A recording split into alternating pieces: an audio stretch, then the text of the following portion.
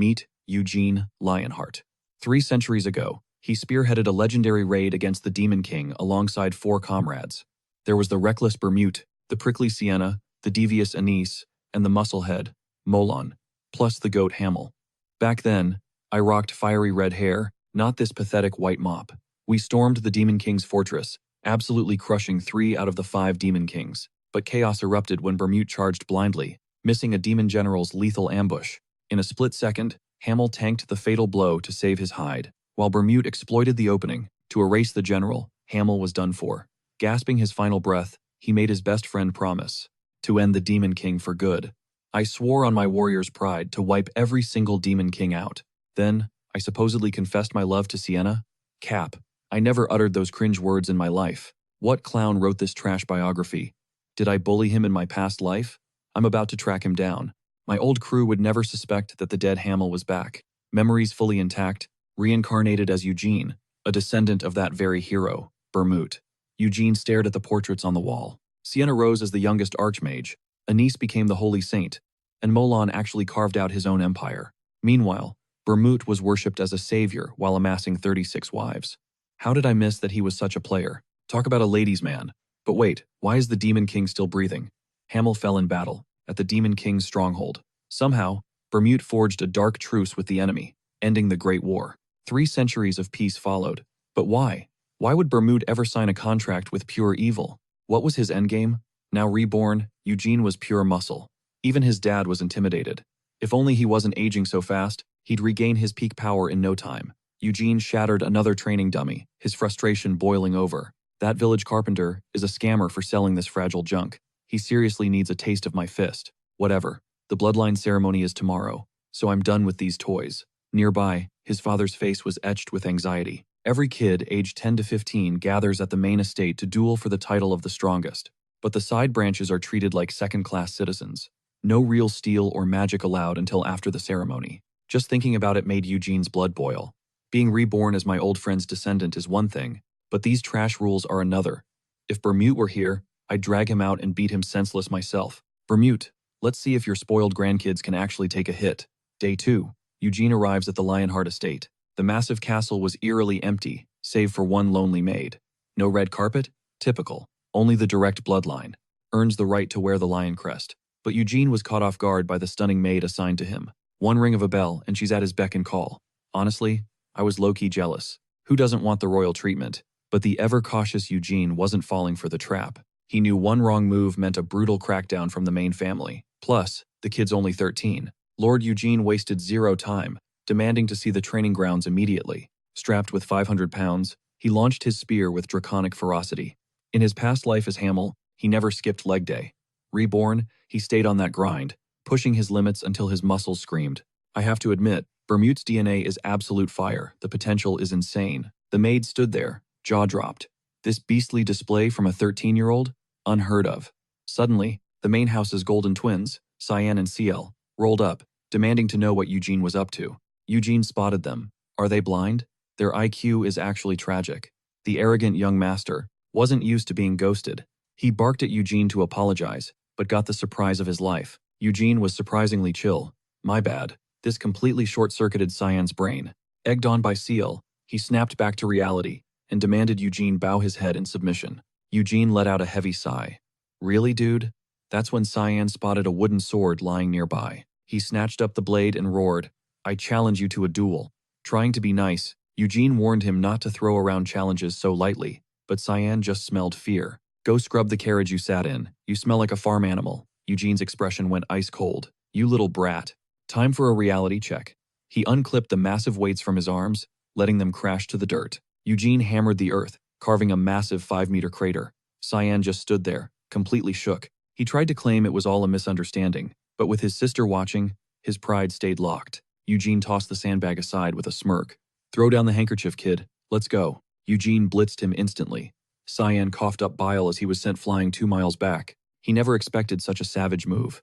The moment that cloth touched the air, Eugene struck. Ciel rushed to check on her brother, but the literal lake of vomit stopped her dead. She glared at Eugene, fuming with rage. But she was powerless because once that handkerchief dropped, the duel was officially live. Blame the young master's rookie arrogance. Even though Cyan tried to backstep, To soften the blow, Eugene's single strike launched him. For Vermouth's supposed heir, he was a total joke. Across the field, Cyan forced himself up, trembling on his feet. With bile still dripping from his lip, his eyes flared with stubborn pride. What a pathetic sight. Even Eugene wondered if he'd been too ruthless. Suddenly, a figure sprinted toward the chaos. Seeing his savior, Cyan collapsed into his arms and started sobbing like a lost child. It was Hysar, his instructor. He forced a respectful apology to Eugene before dragging the boy off. Scene skip. Now, Eugene was finally vibing with that high-end, aristocratic lifestyle. His maid checked her notes. The other heirs will be pulling up by tomorrow evening, she reported. But Eugene was clueless that a salty old aunt was already plotting his downfall. The second wife was livid. Her son, losing to a lowly branch member? Absolutely unacceptable. Fearing the other wives' gossip, she lost it and slapped Cyan right across the face. If Giles weren't the patriarch's favorite knight, she would have erased him and Eugene right then. Her new plan? Send the cunning CL to play nice, get close to Eugene, and wait for an opening. Moral of the story? Having too many wives is just asking for drama and backstabbing. You never know who's a snake. Take notes, guys. Fast forward to the next morning. Eugene was crushing his daily weighted run when his maid cut him off. The patriarch was back. She was low-key panicking should he greet the boss now or change first. Her stress was actually adorable. Moments later, everyone gathered at the gates. At the front stood Ancilla, the formidable first wife. Alongside her were Ewan, the twins, and the bitter second wife. Then, the sound of wheels echoed. Lord Gilead Lionheart had arrived. His first order of business? A mandatory family dinner for everyone. What was his endgame? It was time for the bloodline ceremony, a tradition steeped in history. To keep the main house on top, branch kids were banned from magic or weapons until now. That's why they always lost.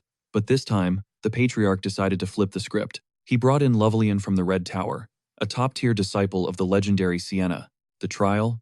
A magical maze crawl. Reach the core and slay the boss to win it all. The grand prize? Full access to pick any relic from the Lionheart's secret treasury. It was all an illusion, but the danger felt 100% real.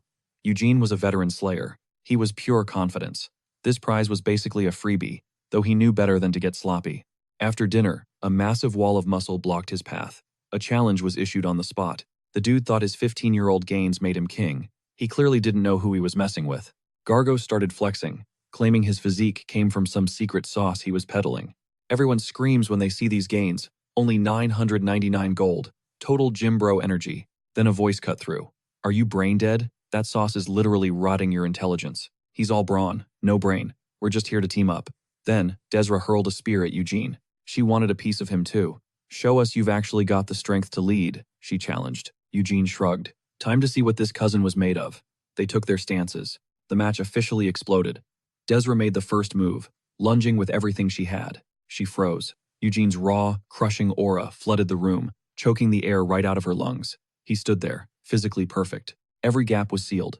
Pick up the pace, Eugene yawned, his indifference stinging her pride like a slap to the face. Fuming, Desara lunged with everything she had. Yet, no matter how lethal her strikes, Eugene brushed them aside like annoying flies. He didn't even shift his footing. Untouched and unimpressed, Eugene continued to throw verbal salt into her growing frustration. Snapping, Desara unleashed a torrential storm of spear shadows. In a blink, 300 blows collided in a chaotic blur of steel. She vanished, flickering behind him like a ghost. Her spear hissed toward his back, a killing blow.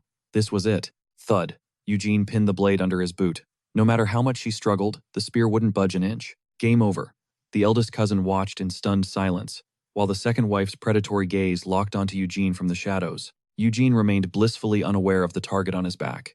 To the world, she seemed graceful. Inside, she was rotting. Stein's humiliation burned in her soul. She craved vengeance. And finally, a twisted plan began to take root in her mind. If Eugene decimated everyone, Stein's loss wouldn't look so pathetic. A win-win situation fueled by pure, toxic logic. Elsewhere, the beefy cousin wouldn't let up.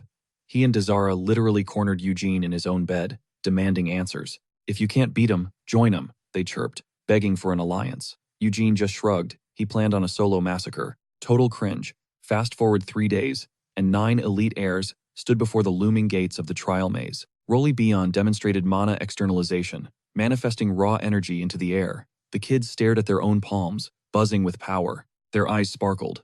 In this trial, Heartfire was everything willpower alone would forge their weapons from the ether. Stair moved first. With a casual flick, she conjured a floral blade, that literally shredded the atmosphere around her. Big Cousin summoned something predictably massive. Next was Dazara, her mana twisting into the familiar, lethal shape of a spear. Stein smirked with his usual ego. Meanwhile, Lyde looked like he'd rather be anywhere else, drowning in his own gloom. A bookworm forced to play soldier, Lyde felt the warrior's mantle suffocating him. Then there was the fodder trio, pure background noise. Finally, Eugene kept it classic with a sword and shield. Stair leaned in, her eyes mischievous. So, Eugene, if we cross paths, are you going to catch these hands? Eugene immediately turned to the patriarch for clarification. Rivalry or teamwork, the choice is yours, the head declared. You all bleed Reinhardt blood. At the mention of family, Stair's cheeks flared a sudden crimson. She flashed a look that screamed hidden agenda, leaving Eugene completely and utterly clueless. Roly Bion produced a set of enchanted pendants. These weren't jewelry, they were high-tech lifelines designed to monitor their vitals. If their mental fortitude cracked under the maze's pressure, the necklace would scream, signaling an immediate emergency extraction. Game over the second it beeps. With hearts racing, the heirs finally stepped into the darkness of the labyrinth. Stair threw Eugene a wink before disappearing. They all entered the same gate, but the maze's spatial magic scattered them instantly. Flashbacks hit Eugene hard. He'd crawled through 1,000 dungeons in his past life, and honestly, he was over the maze trope.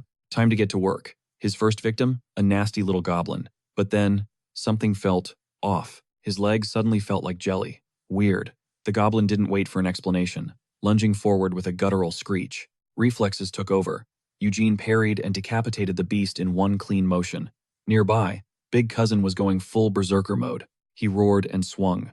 The goblin practically peed itself from the pressure, but the cousin's massive strike hit nothing but air. Fear wasn't in his vocabulary.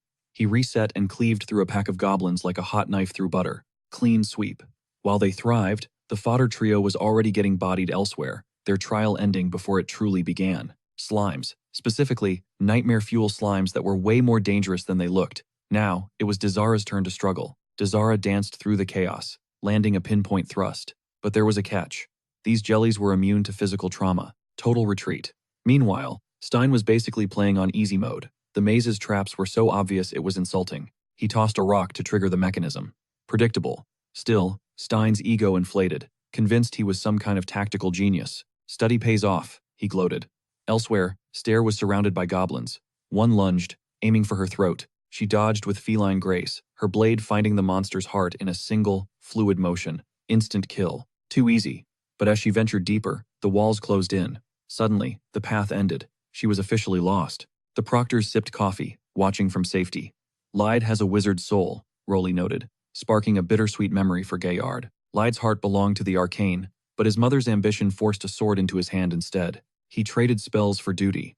While others worshipped Hamel, Lyde admired the sage more. Does he truly have the spark? I'd take him as my disciple right now, Gaillard shouted, his eyes widening at the sight ahead. Eugene stood face to face with a massive troll. It swung a devastating fist, but Eugene's defense was already perfection. The moment the beast paused to recover, Eugene pounced, unleashing a relentless storm of strikes. His gaze was cold, devoid of fear. Is he glitching? Roly Bion muttered. Girard just stared. You didn't hire some low-tier actor for this, did you? Little did they know, Eugene was barely trying. For him, this was just a light stretch. Roly Bion originally intended for the troll to be a threat, designed to make the students run for their lives. He never imagined someone would actually solo it. Defeating a troll at this age takes a genius. Or a total lunatic. As for retreating, that word wasn't in Big Cousin's vocabulary. Honestly, he probably doesn't even have a brain to store one. He charged the troll head-on. Every swing connected with brutal precision until the beast finally hit the dirt. Leaping high, Big Cousin drove his blade deep, sealing the kill. The troll was officially finished, but he'd hit his limit. His back was a pincushion, and 48 ribs were shattered into dust. I can't lose here, he wheezed. Just power napping. Meanwhile, Stein ran into his own troll. Luckily, his lucky stone trick worked again. Using magic recon? Simple, yet effective. Turns out, these big guys are all brawn and no brain. Stein's ego soared as they neared the maze's heart. He stepped up to scout, desperate to reclaim the dignity he lost to Eugene earlier. He needed to look like a hero. His eyes literally sparked with ambition. Stair whispered, "Hey, brother, since this whole place is an illusion, do you think ghosts live here?" Stein's throat went dry. "No way," he stammered. But the second he turned his back, a deathly pale hand reached out. A blood-soaked figure manifested out of nowhere. nearly sending Stein's soul flying out of his body. It was just Desara, drenched in crimson. Stein almost burst into tears, failing to look cool yet again. He tried to catch her, while the exhausted girl found herself wishing Big Cousin was there. Too bad, Big Cousin was still dreaming. Suddenly, the ground beneath them gave way completely. She narrowly escaped the fall. Stein stared at the massive chasm, contemplating his next move. Wanting his sister's respect, he burned through his mana. Activating sprint, he took flight. He barely cleared the gap. He turned back to help stare, only to see her effortlessly glide over. The silence was deafening. Stein cleared his throat. Desara, your luck runs out today. You're mine. Suddenly, the scene shifts. The trio had finally tracked their target to the maze's center. That Minotaur is massive, Desara gasped. Is this even a test? Eugene asked how they'd grouped up. Eugene was already waiting. Wanting to give the newbies a chance to participate, he'd left the boss for them to tackle first. How generous. Let's go in arrival order, he suggested. Desara looked skeptical. If you're too chicken, just sit back, Eugene smirked. That was all it took for Desara's pride to flare. Wiping blood from her brow, she marched toward the behemoth. Then, the arrogant young master piped up. He claimed that if they followed that order, Eugene wouldn't even get a turn. Eugene challenged him. If you win, I'll call you Big Brother forever. Stein's heart soared. Watch me shine. As Desara approached, the monster's eyes snapped open. Despite the paralyzing fear, she charged, spear leveled. As the troll's massive hand descended, she performed a flawless spinning dodge. She spiraled back into a stance and lunged, but her spear couldn't even scratch the beast's hide. She froze in shock. In an instant, the troll snatched her up like a toy, but it didn't crush her. Instead, it tossed her aside like trash. Desara crashed back at the start, completely defeated. Why'd it just throw her? Stare asked. Eugene replied. The match was over the moment he touched her. Stein stepped up next, throwing a cocky, side-eye glare at Eugene before walking forward. Eugene stayed silent, but his face said it all.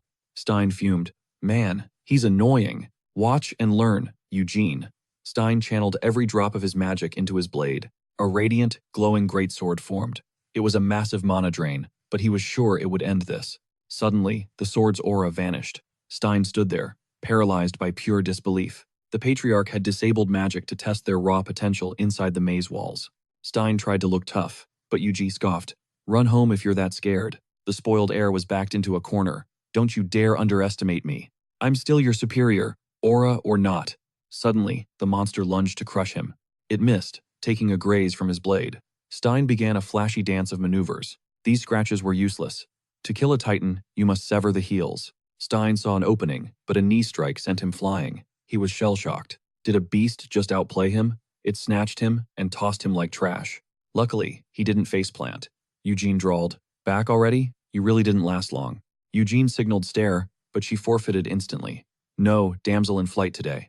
Bored of the farce, Eugene decided to wrap this up and head home. Dinner was calling. As Eugene stepped up, the beast sensed danger and braced. Where to carve first?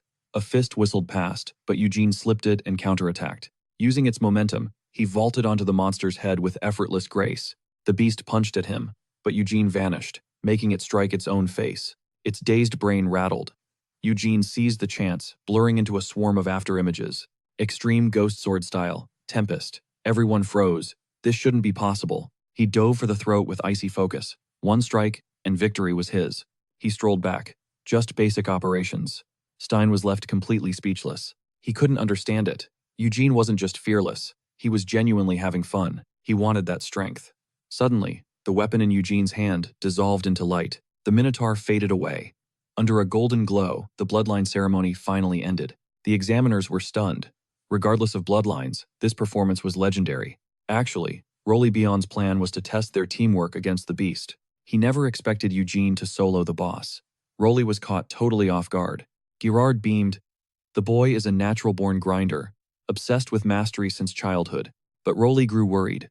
If a branch family outshone the main house, chaos followed. To prevent rebellion, he suggested Girard adopt the young prodigy as his son. It was a solid plan. But first, they had to welcome the youngsters back. Hearing of the troll's defeat, the eldest cousin looked absolutely shell-shocked. With my secret gains, he'd be folding heroes and demon kings like laundry. His own kids were NPCs, but the Patriarch was too hyped to care. The feast was ready, but Eugene's speedrun meant the kids just needed to rest. The Patriarch summoned Eugene, instantly piquing Star's curiosity about the vault. She begged to join, but they ignored her. I hope you stay short, Eugene. On the way, the The patriarch praised his versatility. Eugene just shrugged. Basic stuff. He'd swapped from sword to spear just to style on Stein and Izara. It was the ultimate Reinhardt flex, echoing Bennett's mastery of all 18 weapons. Then there was Helmo, the foolish master. Every legendary squad needs a clown. He never won a fight, yet he died a hero, shielding his friends. I actually prefer Helmo over Bermut, the patriarch confessed, leaving Eugene speechless. Knowing the boss was a fanboy was a huge ego boost. Soon, they arrived.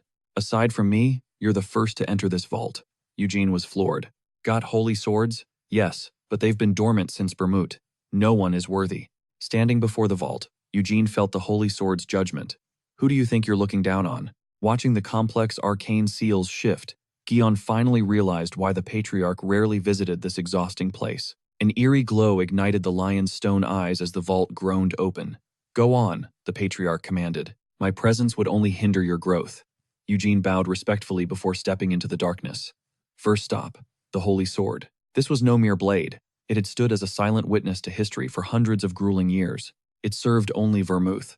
But today, Eugene would claim it. After all, they were ancient, legendary acquaintances. Show some respect. Eugene gripped the hilt with both hands. Time to wake up, little baby. Despite his explosive strength, the blade didn't budge. Ever since it slew the Slaughter Demon King, it remained stubborn. Honestly, it was just the team's glorified portable flashlight. Thinking about it now, the thing was pretty useless. A real man never settles for one tree when the entire forest awaits. Options are everything in this life. Predator Akasha stood, revealed as a powerful magic staff.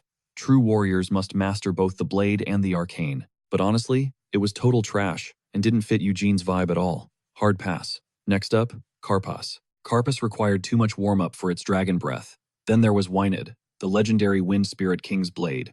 Villanova boasted infinite-range lightning strikes. And then, the legendary Dolan shield appeared. It could vanish any attack into the void. With weapons like Serpent Tail around, any choice was a win. Yet Fenrir and Enma were missing.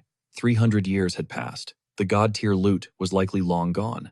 Wynid was clearly the meta choice. Mastering elements is a nightmare, but Wynid was basically a massive cheat code. Still, Eugene wasn't done exploring yet. He knew the vault held more than just enchanted steel. Relics and ancient mementos lined the shelves. Suddenly, Eugene froze in his tracks, his heart racing. He snatched a necklace, staring at it in disbelief. This was it. This was his own past life's treasure. His parents' last gift. He died wearing this. How was it here? Did his old friend actually retrieve his body? It seemed his comrades hadn't left him behind.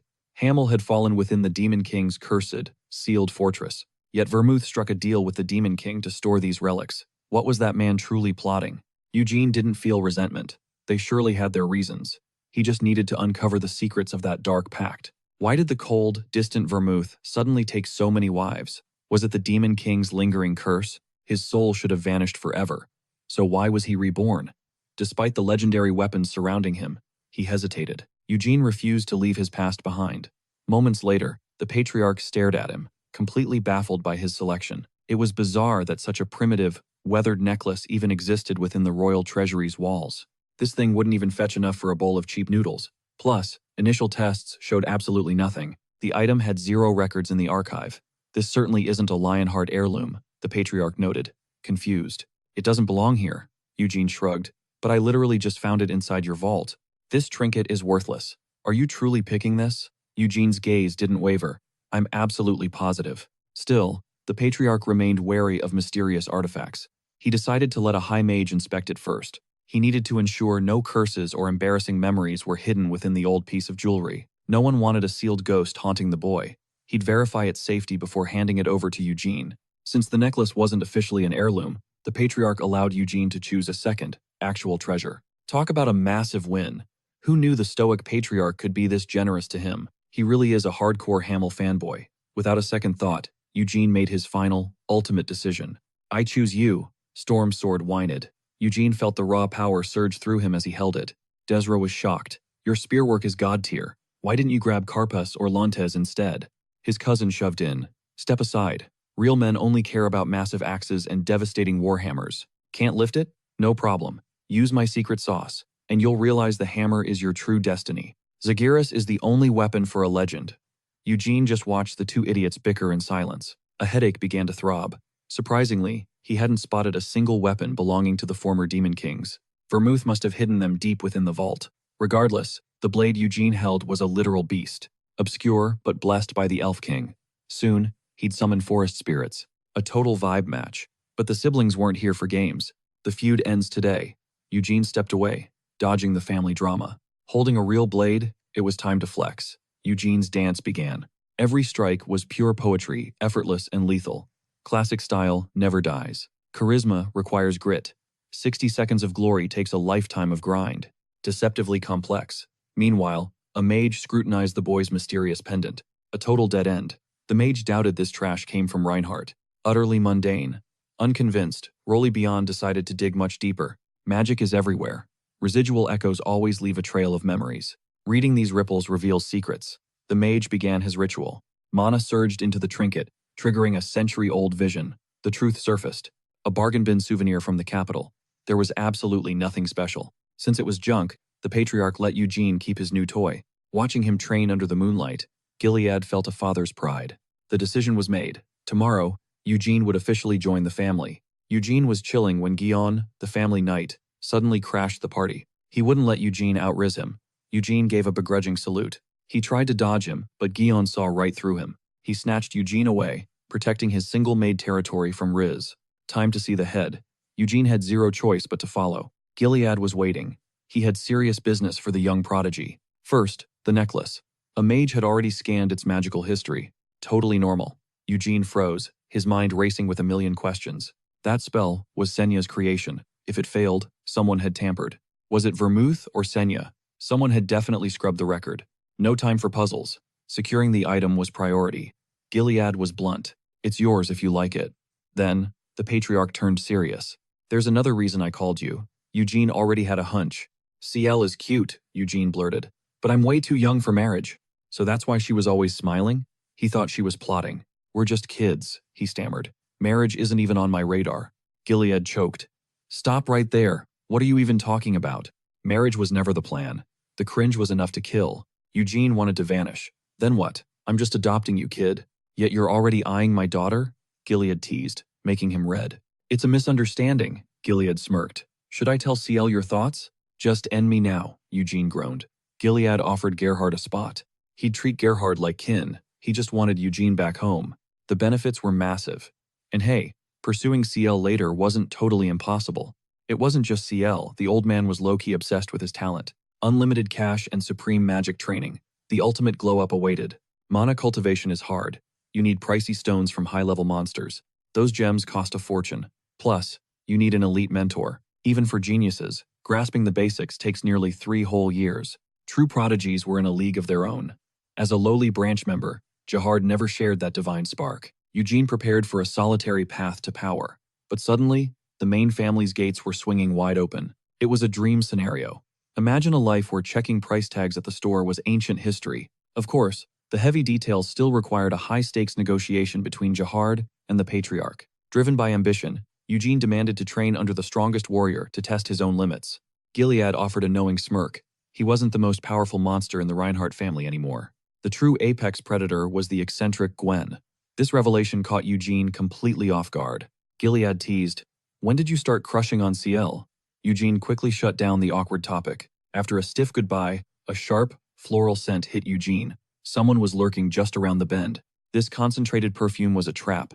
A predator was standing perfectly still, waiting for him. The second wife, Anissa, had been camping out. She staged a random encounter with zero subtlety. Her acting was honestly cringe-tier. Watching her pretend it was a coincidence was painful. Eugene played his part with a perfect mask. "Greetings, my lady," he bowed politely. "I'm Eugene of Quito." Anissa feigned surprise, noting his suspiciously long meeting with the head. "Got something to say?" Eugene asked bluntly. Anissa's eye twitched with a surge of hidden rage. How dare this low-born brat be so disrespectful? Yet, Eugene had just dominated the entire ceremony. His potential was terrifying. For now, she had to play nice and maintain a friendly facade. She planned to use CL as a leash to control him. A classic, manipulative power move. She fished for secrets about the private meeting, but Eugene wouldn't give her an inch. He treated her like a total stranger. Anissa felt the sting of his cold, dismissive attitude. She pivoted to a fake apology for Cyan's behavior. It was nothing but calculated damage control. "No worries, we're family," Eugene countered. The word family made Anissa's face instantly curdled. Hearing that word from a branch member felt like a slap. She found his presence grating. After some mindless small talk, Eugene dipped. He wanted zero smoke with this toxic woman. Anissa watched him leave, a murderous glare hidden behind the safety of her silk fan. Watch yourself, brat. When I get you alone, I'll break that pride of yours. Meanwhile, Jahard expected Eugene to be humbled. Instead, his son had claimed the absolute throne. Tears of pride welled in Jahard's eyes. 2 days later, he finally reached the main estate. It felt like a hallucination, but seeing the boy's innocent, waving face made the reality sink in. Jahard didn't hesitate. He sprinted forward, crushing Eugene in a powerful, emotional embrace. Bloodlines and status were irrelevant. His child had crushed them all with raw, undeniable talent. Told you it was light work, Eugene grinned. You didn't actually doubt me, did you? Jahard spotted Gilead and quickly bowed. His son had just dismantled the patriarch's own heirs. Gilead interrupted the reunion. I hate to break this up, but we have serious business. Jahard followed him inside, though he couldn't stop glancing back at his incredible son. Gilead laid it out. He wanted to adopt Eugene. Jahard could also live within these walls. Jahard hesitated, fearing the other children would view Eugene as a parasite or an outsider. He worried his son would face a life of exclusion in this den of lions. Gilead reassured him. The council would never let a branch member seize the family throne anyway. As long as Eugene didn't crave the crown, his growth would be completely unrestricted. Jahard knew the main family was the only place Eugene could reach his legendary potential. As a father, he had to choose right, even if it meant feeling left behind. Seeing the storm sword on Eugene's hip was a reality check. It was a priceless treasure. That sword alone cost more than Jahard's entire life. The gap in their worlds was massive. With a heavy heart, he urged Eugene to stay. This was his son's path to greatness. Thorns paved his future, but Eugene just smirked. He wasn't about to be anyone's punching bag. He'd never forget the legacy of his late mother, or the man he truly called Father Gerhard Reinhardt. Truthfully, Eugene didn't care about the throne, but convincing the vultures in the family, that was a different story. Both of the patriarch's wives were absolute nightmares, ready to suppress anyone who stood in their way. Eugene had two options: play dead and ignore the drama, or choose violence and crush them head-on. Sienna didn't just hijack Eugene's room, he snatched his maid too, leaving our boy to handle the chaos solo. During the main family feast, his uncle was acting like a total salesman, hyping up his secret sauce. Honestly, Eugene suspected this noble clan was just a front for a pyramid scheme. Meanwhile, the second wife lurked. Her gaze was ice cold as she watched Sienna moping like a loser. Keep your chin up, she snapped. Fix your posture. Stung by her tone, Sienna immediately snapped to attention and threw his shoulders back. She then began drilling a harsh reality into Sienna. From now on, the world would always compare him to Eugene.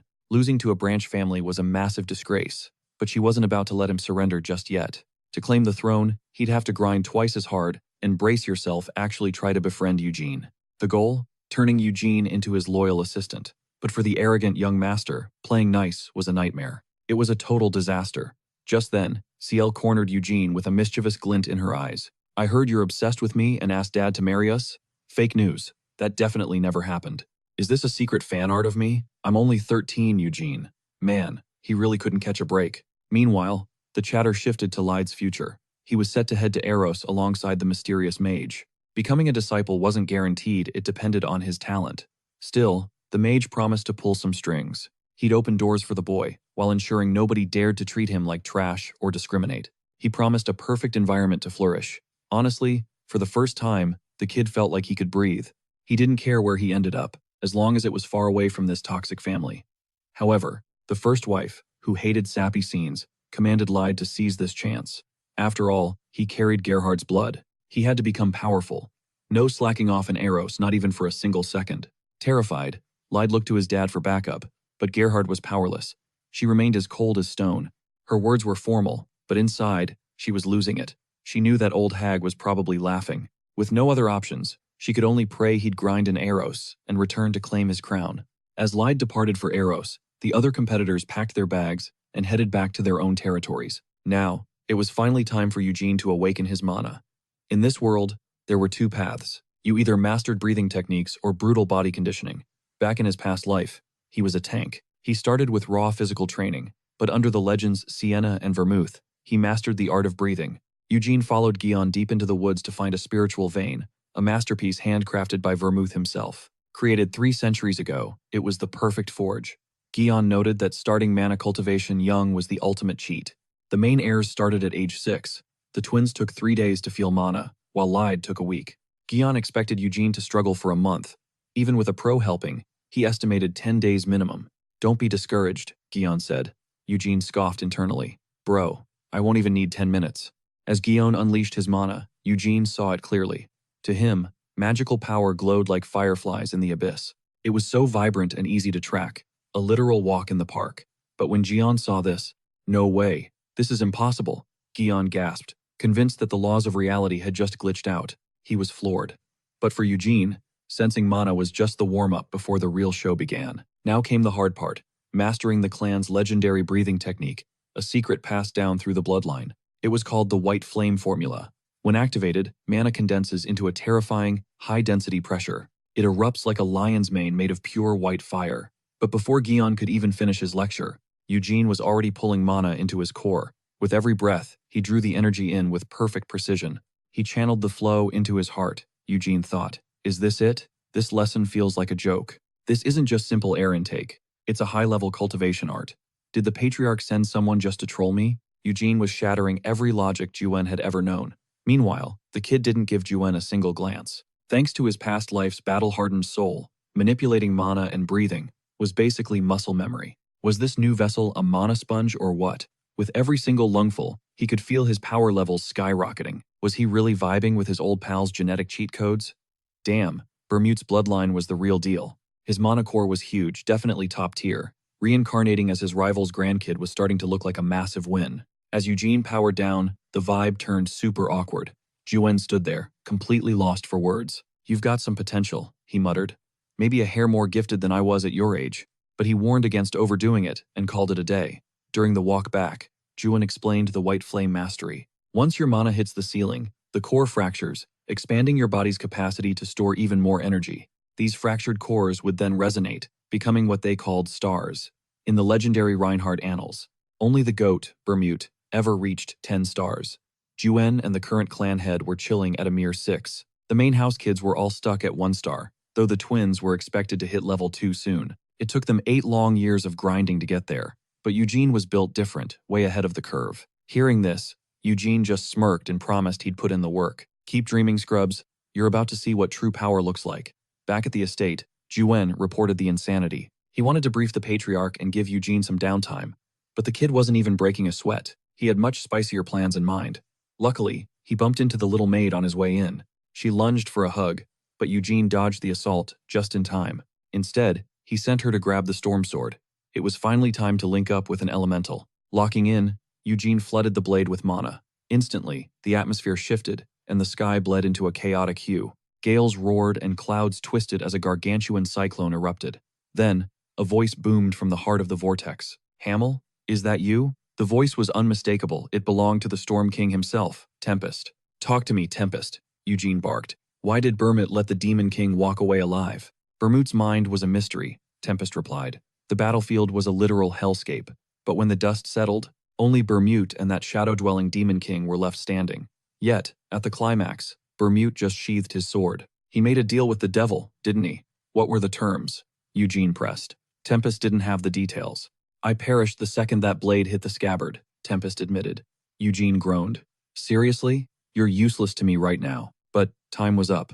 Honestly, Eugene's current mana pool was way too shallow to keep this connection open. Tempest only forced the gateway open because he felt a brother-in-arms soul. Eugene had 1,000 more questions, but his tiny body gave out. He blacked out instantly, his mana completely drained to 0. The poor maid panicked as her master hit the floor. By the time he came to, it was already midnight. His brain felt like it had been run over, but seeing an old comrade again? Totally worth it. The maid rushed in, finally letting out a breath of relief when she saw his eyes open. His hand was twitching weirdly on the sheets, but she was too hyped to notice the strange detail. She bolted to get the bosses. Moments later, Gilead burst in, demanding to know what caused that power surge. Did you actually summon an elemental? He asked. Eugene sweated. Calling the literal Elf King was a bit much. That definitely wasn't low-key behavior. He needed a solid lie to keep his innocent image intact. I think I accidentally pulled the Elf King, Eugene lied smoothly. I have 0 clue how I pulled that off. They expected a common spirit, but the king? They were absolutely floored by the news. It made 0 sense. Eugene joked that the king was a total tsundere, basically calling him too weak to bother with. He said he'd check back when I'm stronger, Eugene added. Gilead couldn't stop grinning with pride. The Reinhardt legacy was finally in safe hands. Mastering the White Flame style in a literal heartbeat, and then pulling a legendary spirit just for kicks? The kid's potential was straight up infinite. He ordered Eugene to get some shut-eye before they headed back out for more training after the ceremony. Now, Hamill would remain to properly mentor Eugene, with the twin siblings inevitably dragged along for the ride. He warned Eugene to stay ready. Meanwhile, hearing of Eugene's legendary feats left Sion and Ciel completely shaken. The duo finally took their cultivation seriously, unaware that the chasm between them and Eugene was destined to become an unbridgeable void. Honestly, if hard work actually mattered, what's the point of being a reincarnator? At sunrise, Eugene's fingers itched to wield the storm sword. As his mana surged into the hilt, a lowly spirit flickered to life. "You're not the king," Eugene scoffed. "Tell Tempest to get his royal butt here." The spirit wasn't having it, slamming into his forehead like a freight train before vanishing instantly. Though questions burned in his mind, Eugene had to play the long game. Back in his past life, he and his squad had decimated the Demon King's lair, but his fallen brother's strike just hadn't been enough. No matter, he'd hunt down his old comrade's shadows and eventually wipe the remaining 2 Demon Kings from existence. 3 years vanished in a blink. Eugene's White Flame style hit 3 stars, yet to him, this was barely a warm-up. It was time to head to Aroth and master magic. Cyan's jaw hit the floor. "What are you yapping about?" The arrogant young master couldn't win a fight, so he tried winning with words. Bad move. Eugene simply let loose. The blinding radiance of 3-star resonance erupted, nearly searing Cyan's retinas as the boy stood frozen in shock. "You started training 7 years after me," Cyan hissed. "Yet you've already reached 3 stars first?" Eugene just shrugged.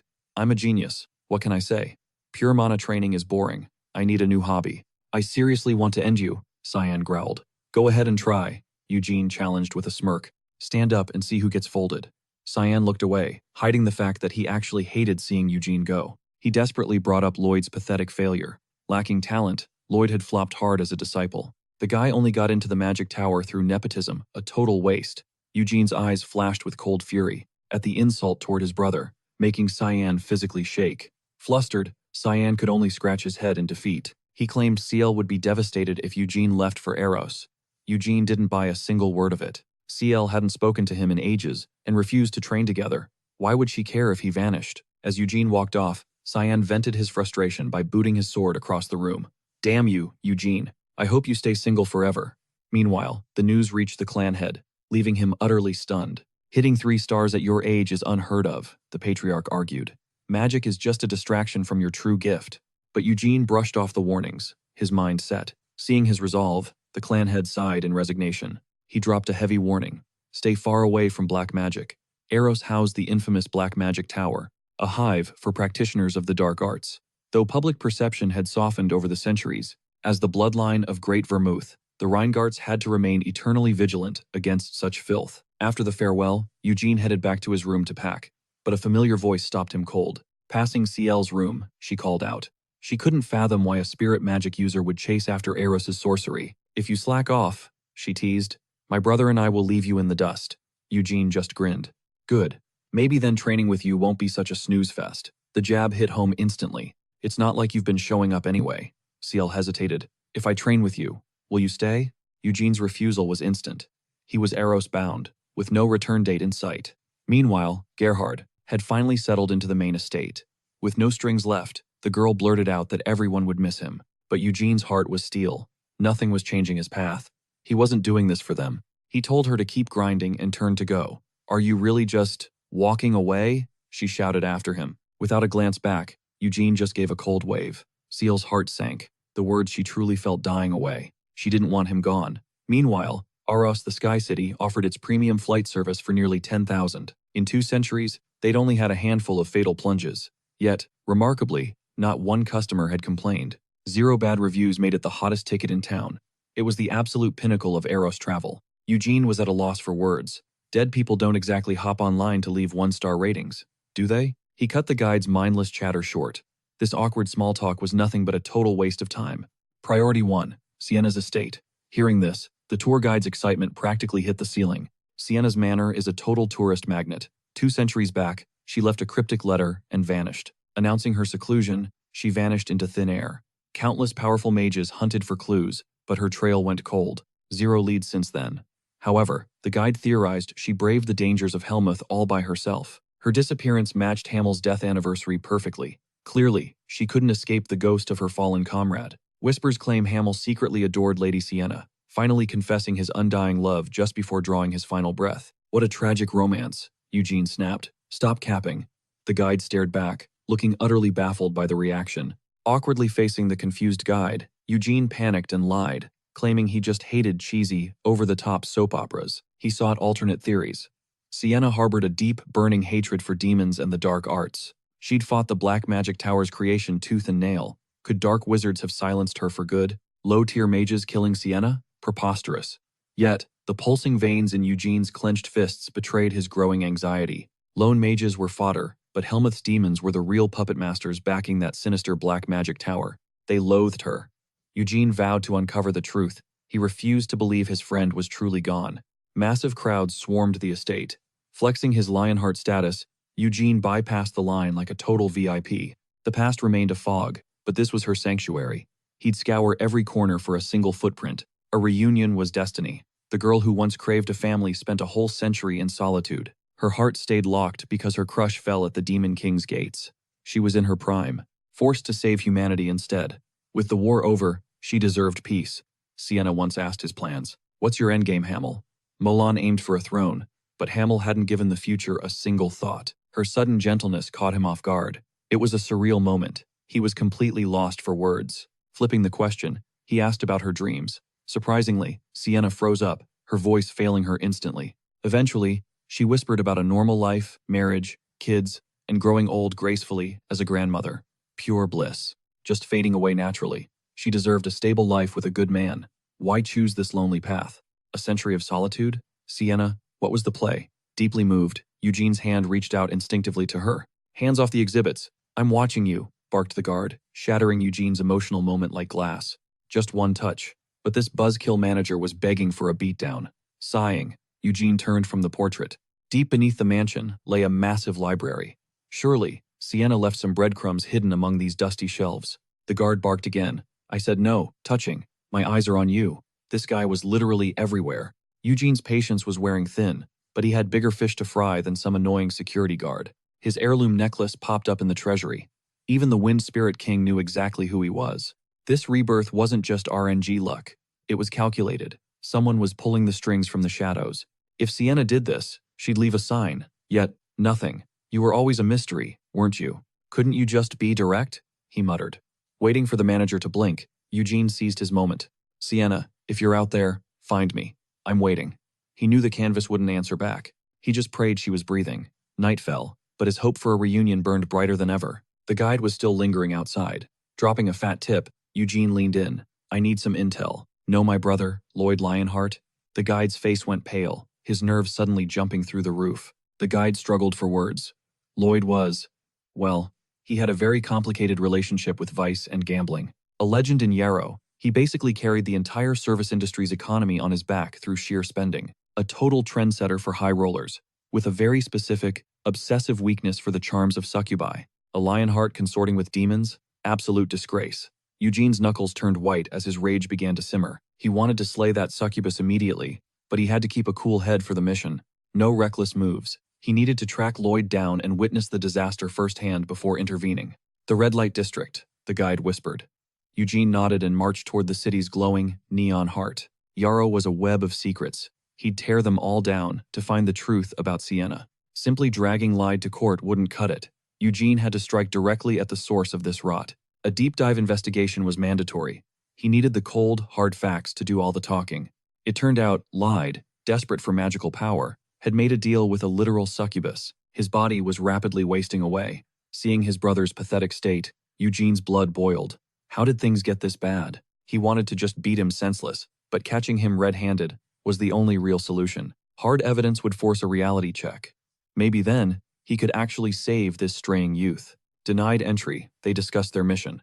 Eugene wanted magic, but not as Rolly Beyond's lapdog. He refused to be Rolly's disciple. Besides, with Lloyd around, pulling strings was way too risky. Eugene planned to teach himself magic.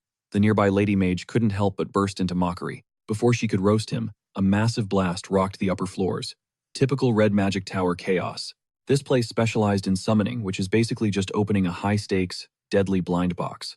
Two adorable pups scrambled out, only to be snatched by colossal, crimson, spectral hands. They were crushed instantly. The hands belonged to Tower Master Roly Bion, who was visibly losing his cool. He cursed his tower of morons who thought clapping hands was enough to summon gods. Three trembling apprentices begged for mercy, claiming the whole disaster was just a big misunderstanding. Roly expelled them on the spot anyway. I guess that's just the brutal charm of summoning magic. Crisis averted, Roly floated down. He nervously promised Eugene that magic was usually way more fun. Years had passed, yet Roly Bion looked exactly the same. The man was completely ageless. Eugene's new mana sense tingled. Roly was a beast, definitely worthy of his title as a Tower Master.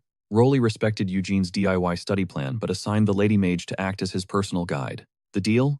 All-access library passes, plus free food and board during his entire stay in Yarrow. For the next month, Eugene went full grind mode. He spent every daylight hour buried in ancient scrolls. Martial arts and mana training fueled his nights. Sleeping only 9 hours, he felt absolutely legendary. He inhaled magic from beginner to pro. The entire classification system was now his playground. Senya's 300-year-old system still reigned supreme. Mages wove mana circles within their very souls. When one circle hit its limit, another would manifest. It was the standard, tried and true power-up path. For 3 centuries, this formula was law. Only elves and dark mages dared to ignore the circles. But Eugene wasn't interested in following the meta. He rejected the circle-based entry method entirely. He chose the Reinhardt application style instead. The Lady Mage gasped, warning him of the fatal danger. Martial arts and magic were separate tracks. Cross the streams, and you'll literally explode on the spot. Eugene didn't budge. Seeing no other choice, the mage summoned her staff for some physical persuasion. But as Eugene ignited his internal mana, the Lady Mage froze in pure, unadulterated disbelief. He'd mastered magic in 30 days. It was like he was playing life with developer cheats enabled. A casual flick birthed a fireball. No chance, no seals, just instant magic missiles on demand. Her common sense shattered. She couldn't wrap her head around the sheer power of a regressor. Fearing the fallout, she conjured an iron golem to soak up Eugene's overwhelming energy blast. Eugene's mana beam tore through the golem like paper. Later, Roly inspected the wreckage in shock. He couldn't believe this was Eugene's work. It's totally illogical, isn't it, Tower Master? She muttered. It was beyond absurd. Roly Bion realized they were dealing with something truly unprecedented and dangerous. A 3-star white flame user equal to 3 circles? Eugene's talent was straight-up monstrous. Despite the inevitable backlash from other mages, Roly prepared a recommendation letter for a Claven. Then it hit him. Where did Eugene go? He shouldn't have any contacts here in Yarrow. Maybe a secret meetup, the mage suggested. Meanwhile, Eugene stood before Senya's grand statue. A massive, muscular silhouette, with a thick beard loomed over him. A literal mountain of a man. It was his big cousin Gargus. No way this guy was 18. 3 long years, Gargus bellowed. Long time no see, Eugene. Your muscles are still non-existent. But don't worry, I've got the ultimate fix. This is the upgraded muscle growth serum, only 999 gold a bottle. Eugene instantly cut off his cousin's desperate sales pitch. He had zero interest in these sketchy chemicals. Since the scam failed, his cousin pivoted to a wilder scheme. Happy Street's upcoming auction was featuring a legendary rarity, the literal testicles of a giant clan warrior. Giant clan? Seriously? Those are top-tier tonics. A muscle serum brewed from that would be absolutely cracked. But cousin was broke and begged Eugene for a loan.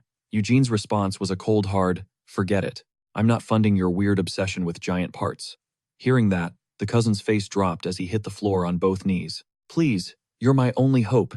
Cringing hard, Eugene finally folded and agreed to sponsor the insane purchase. The cousin declared, I swear on my gains that I will pay you back with heavy interest. He claimed he only needed one, telling Eugene he could fry, boil, or stew the other for a legendary snack. Supposedly, the flavor was elite.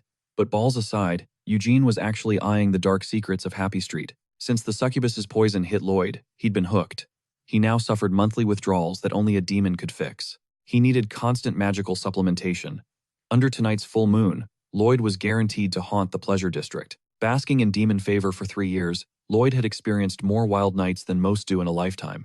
At 17, his face already looked weary. As the firstborn, he was tragically outclassed by his younger, gifted siblings. Trapped in the crossfire of his father's 2 feuding wives, Lloyd lived under a suffocating weight of domestic politics. Even getting a shot at Akiara's Magic Academy couldn't help, as Lloyd simply lacked the raw talent to keep up. Being born a Lionheart meant carrying crushing expectations. Nobody realized how those heavy burdens were slowly breaking him down. The stress was unbearable.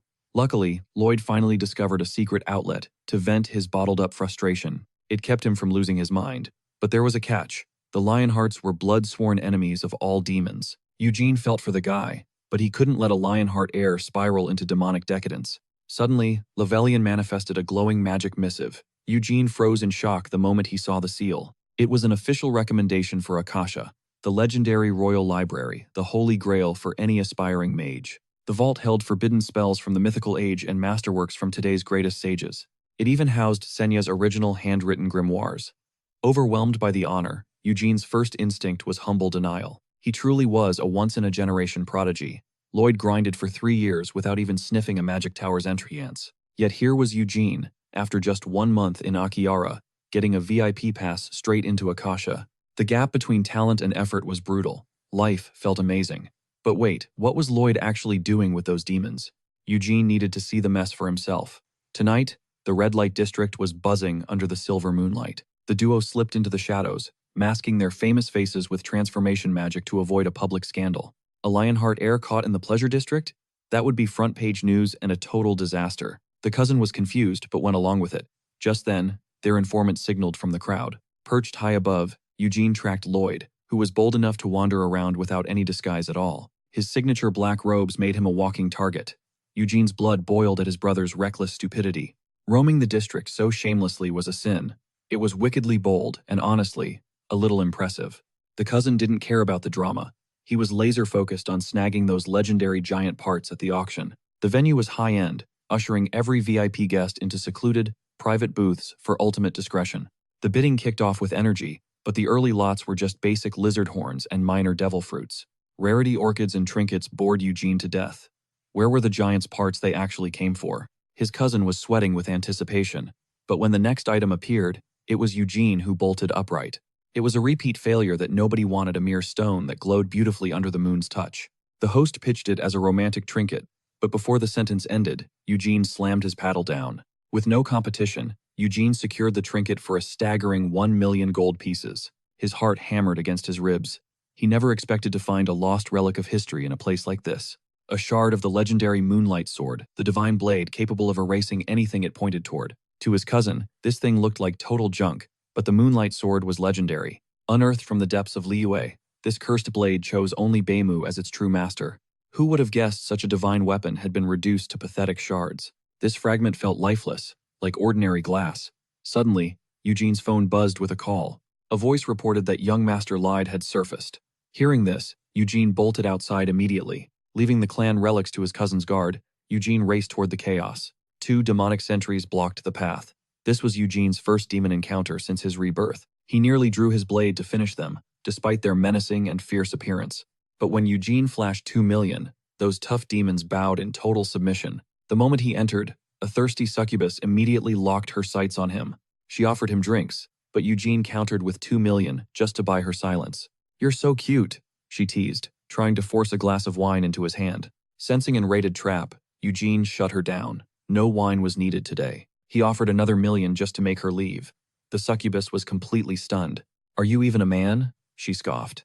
"How can you be so oblivious to romance?" After ditching her, Eugene hit the main hall and ordered a mountain of chicken legs. Honestly, fried chicken beat a succubus any day. Then, he spotted something suspicious. 2 demons were hauling a ragged man from a back room. It was his brother, Lyde. Lyde looked absolutely trashed, and seeing this pathetic sight made Eugene's blood boil. Partying with succubi and relying on demons?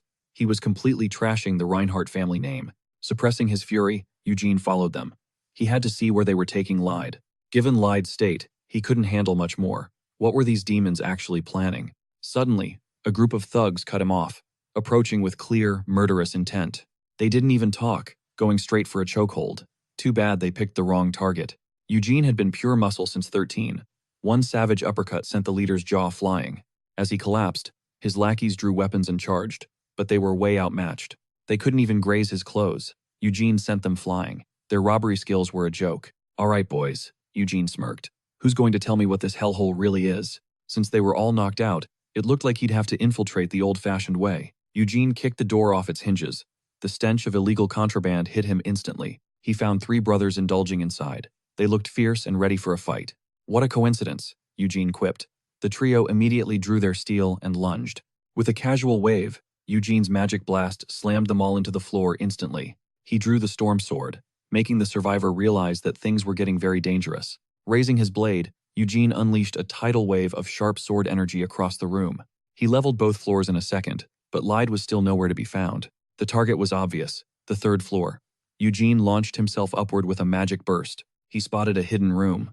Hold on, big bro, I'm coming to get you. Suddenly, the door surged with blood-red magic, firing a lethal pillar of energy at him. Eugene threw the moonlight fragment instantly. The massive magical beam couldn't advance an inch. Even as a shard, its magic immunity was top tier, blocking the entire Crimson assault. Using black magic without a warning? Eugene growled. You really were aiming to kill. I hope you're ready for a real fight. White flames erupted from Eugene like a lion's mane, nearly scaring the old mage to death. But as more demons appeared, the old man regained his ego. Eugene just laughed in spite. You really think 2 pieces of trash can block my path? Eugene sneered. The demon twins completely ignored his taunt. Lethal claws unsheathed as they lunged. Eugene went silent, shifting into a deadly sword stance in a heartbeat. Blindly rushing forward, they walked into a trap. With one swing, Eugene unleashed a violent gale, shredding the first brother. Witnessing the brutal execution, the survivor snapped. Fueled by raw grief, he unleashed the ultimate strike of his life. But the blow recoiled, crushing the demon instead. He froze, reeling from the shock of such a pathetic defeat. Eugene offered no mercy or breathing room. His hand shot forward, clamping onto the demon's face like a vice. The beast collapsed, paralyzed by sheer terror. Suddenly, a surge of blistering white-hot. The old man froze his heart, nearly stopping in shock. That iconic snowy white hair. Could it really be Eugene Reinhardt? Since you've recognized me, beat it, Eugene spat. Cornered and desperate, the old geezer still tried to stammer out a pathetic lie. But with his low-tier intellect, he couldn't spin a believable tale. Hardening his resolve, he chose violence and lunged forward instead. Eat this. You can't dodge at this range, he barked. Yet Eugene didn't even flinch. In the time it took to blink, Eugene vanished, reappearing instantly as his blade hissed through the air. The cold steel stopped a mere hair's breadth from the man's throat. Paralyzed with fear, the man collapsed into a groveling mess. Needing answers more than blood, Eugene granted him a temporary icy reprieve. Inside the room, Lyde lay motionless, looking like a hollow shell. Beneath the bed, a basin filled with occult relics pulsed with a sickening glow. That's a unicorn's heart, the man whispered. A dark sacrifice used to forge a blood pact with the abyss and its succubi. The entity claiming young Master Lyde was a high-ranking subordinate of Queen Bella.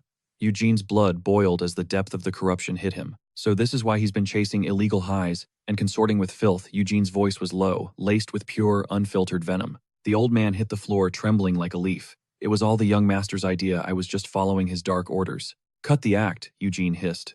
You weren't scared. You were just getting rich off Lyde's gold while selling his soul to monsters. You struck gold by pimping out your own master. Now stay down and keep your mouth shut if you value your life. Eugene stared at the pathetic figure on the bed. Lyde looked completely wasted, a sickening unknown residue staining the corner of his mouth. His rage instantly spiked through the roof. He stormed over to the bed, eyes blazing while Lyde remained lost in his twisted fantasies. A sudden jolt snapped Lyde back to reality. Disoriented and confused, he blinked, only to find Eugene staring down at him like the Grim Reaper. Enjoy your nap, big brother, Eugene asked coldly. Lyde's mind raced in a frantic mix of terror and utter confusion at Eugene's presence. I actually tried to give you the benefit of the doubt, Eugene muttered. But as the legitimate heir to the Vermouth name, look at you. You actually sold your soul to the demon race, and for a damn incubus no less, you're a disgrace to our bloodline. Do you even grasp the price of that contract? Once you sign away your humanity to a demon, there's no turning back. Your soul becomes their plaything for eternity. But Lyde just shook his head desperately, trying to defend his own tragic delusions. He claimed his demon friends were actually kind and friendly souls who truly loved him. He was completely brainwashed by their sweet lies. To Lyde, Eugene was just a genius who had it easy. He believed a natural talent could never understand the struggle of the weak. You have no right to judge me, Lyde screamed. Eugene countered. Talent is just the start. It doesn't give you a free pass to quit. True power requires more sweat than most can stomach.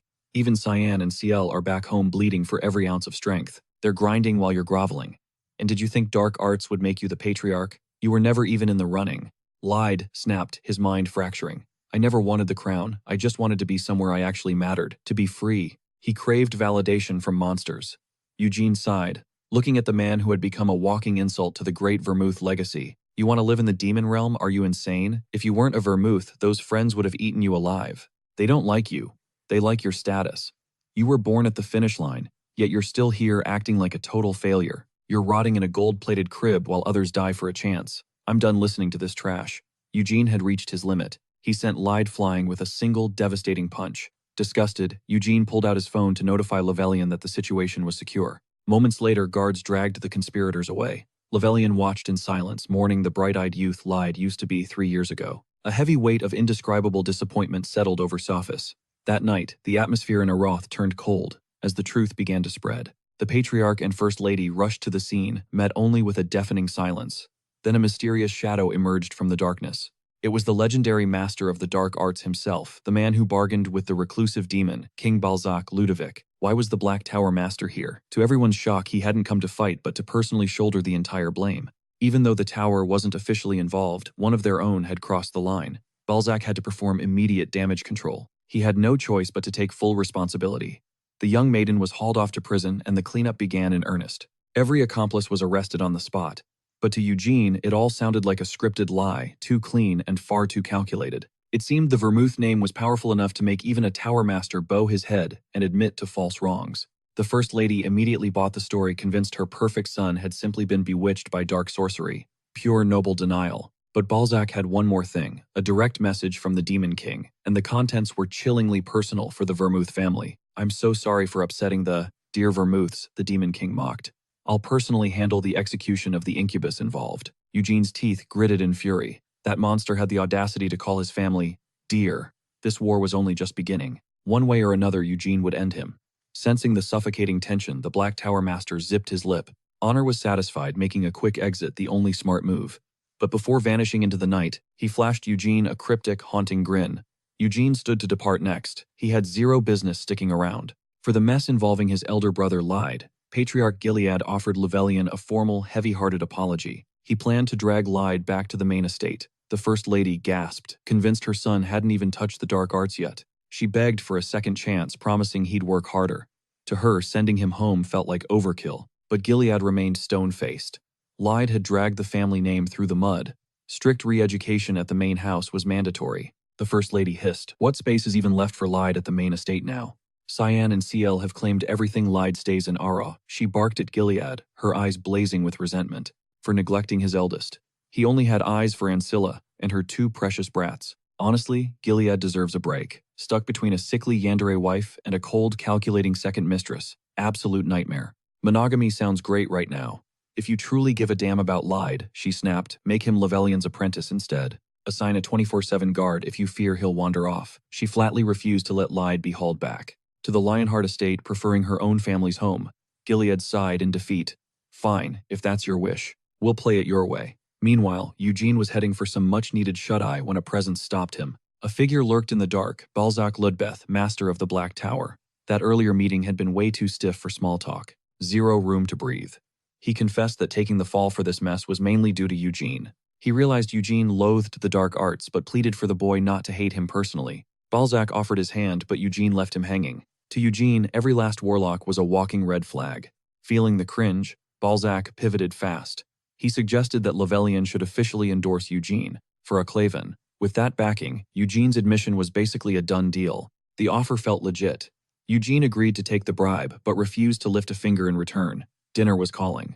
The defeated master turned to walk away. "Wait," Eugene called out. "Were you truly uninvolved in Lyde's corruption?"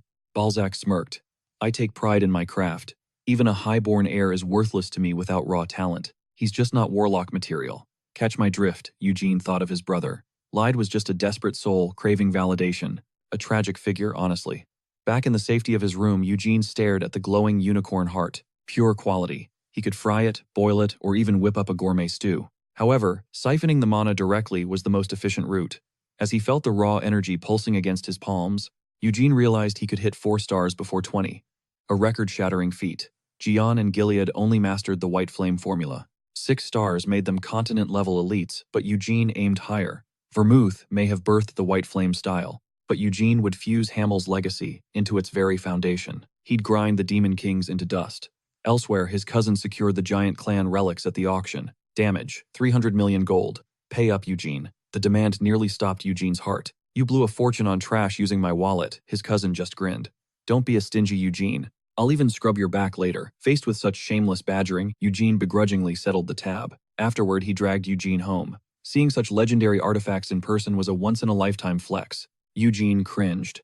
Did he really look like the type to geek out over some dusty giant bones? Yet curiosity won out. He wanted a closer look at the red flame formula to see how it stacked up against the white. A synthesis of the two styles, possibly. Mid-thought something caught Eugene's sharp eye. He bolted into the street, heart racing. There was no way he was hallucinating this. That ethereal shade of violet, hair that only glows after absorbing insane amounts of mana. He shoved through the sea of people desperate to confirm the silhouette ahead. It was her. Sienna. Is that you? 3 centuries of longing culminated in this single breathtaking moment. 1,000 words rushed to his lips, yet he was paralyzed. She was just as radiant as he remembered. But Eugene was a different man. Could she ever recognize the soul of Hamel within Vermouth's own grandson? She would totally rip into him. Even 5 centuries later, her legendary temper hadn't chilled out one bit. Eugene yearned to reach out and grab her hand. Was this real? Or just some spectral lingering soul? Did something go south with Sienna? No, this was just a magical mirage. Eugene dropped his arms defeated. His soul felt like cold ash until the phantom slowly turned. Suddenly, Eugene's heart began to race. How could he reveal he was Hamel? Would she even know him? This face should definitely spark her memory. Sienna locked eyes with him and smirked slightly, as if she finally confirmed what she was looking for. Her lips moved in a silent whisper. With a final tender smile, her form began to fade into nothingness. Was she asking if he found it? That shared dream is still waiting. I'll walk that path right beside you. You know, Sienna, finding you has made me whole. But before our real reunion happens, I'm going to become someone you can truly lean on. Eugene stared at the busy streets lost in thought. There's no doubt Sienna is alive and searching for him. Just like a niece, she must have sensed his soul. Or maybe she tracked his location through that necklace. Either way, she knows about his reincarnation. If she isn't here physically, a seal must be holding her back. Maybe she sealed herself off. Or perhaps the Demon King of Confinement is the one keeping her locked away. She's trapped for now. You found me this time, Sienna. Next time, I'm coming for you. Just wait for me. He was staring dramatically at the sky when a sudden voice broke his trance. Eugene staring up so you don't cry. What's the secret scheme? Eugene snapped. Stop talking nonsense. Just show me your red flame style. His cousin thought Eugene was weird for wanting to see basic techniques. Despite mastering the white flame, Eugene was curious. You working on a new move, he asked. Can you power up without shredding your shirt? His cousin fired back. It's called style. Ever heard of it? Plus, it buffs critical hits. Watch and learn. Even if his cousin was a total pain, you couldn't deny that the red flame style packed a serious high-tier punch. The main family's red flame version couldn't hit nuclear levels, but the branches had pushed it to a 5-star mastery through generations of pure grind. It was top tier for a branch family, yet his cousin was desperate to flex his 2-star power. Eugene straight up ignored the flex. It seemed 5 stars was the absolute limit for the red flame style. Vermouth kept the white flame style for the main bloodline, gatekeeping the ultimate secret. He tossed the red flame style to the branches and vassals, creating a massive power gap. Eugene couldn't wrap his head around it. Knowing the real Vermouth, he wasn't the type to be that petty. Now, combining white and red flames seemed totally pointless. Eugene turned his back on the display and walked away, saying, "Let Cyan enjoy his own show." Back at the Red Magic Tower, Eugene hit the training room hard. Akasha's records surely held the key to Sienna. With 2 Tower Master recommendations, he was in. An entry permit was a lock. Sienna, I've waited 300 years, I can hold out a bit longer. The Moonlight Sword was an anti-magic beast, but a tiny shard only nullified low-tier spells. If his mana could withstand the shard's bite, it meant his density had already surpassed the white flame style. Just wait, Sienna, I'm reaching new heights. While the mage was busy cosplaying, as Sienna reports came in about room 166, vibrating. Explosions rocked the halls. Thinking Eugene was up to something thrilling, she rushed over to join him, but a massive blast nearly took her out. She burst through the door, panicked. Master Eugene, you okay? Is this even legal? Eugene sighed. I'm just training, chill out. Stop overreacting.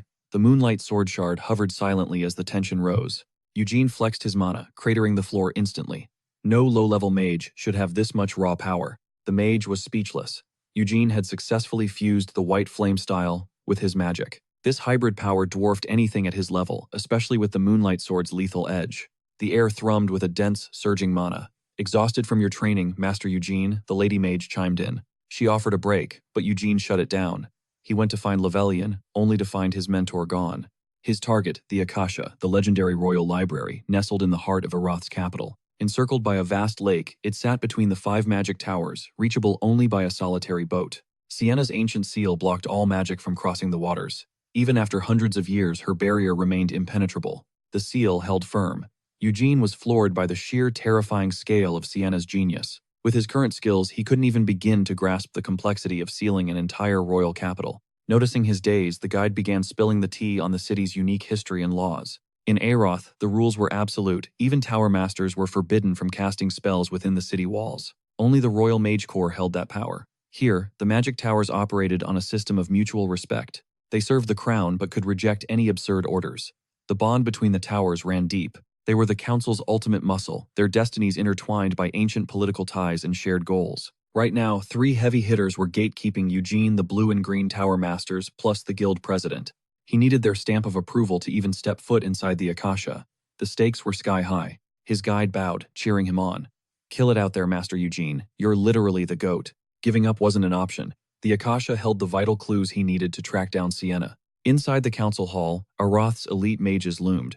The court commander and the legendary tower masters were all present. The red, green, blue, white, and black tower masters stood alongside the Mage Guild's punchable-looking president. The man at the peak commanded Eugene to look up.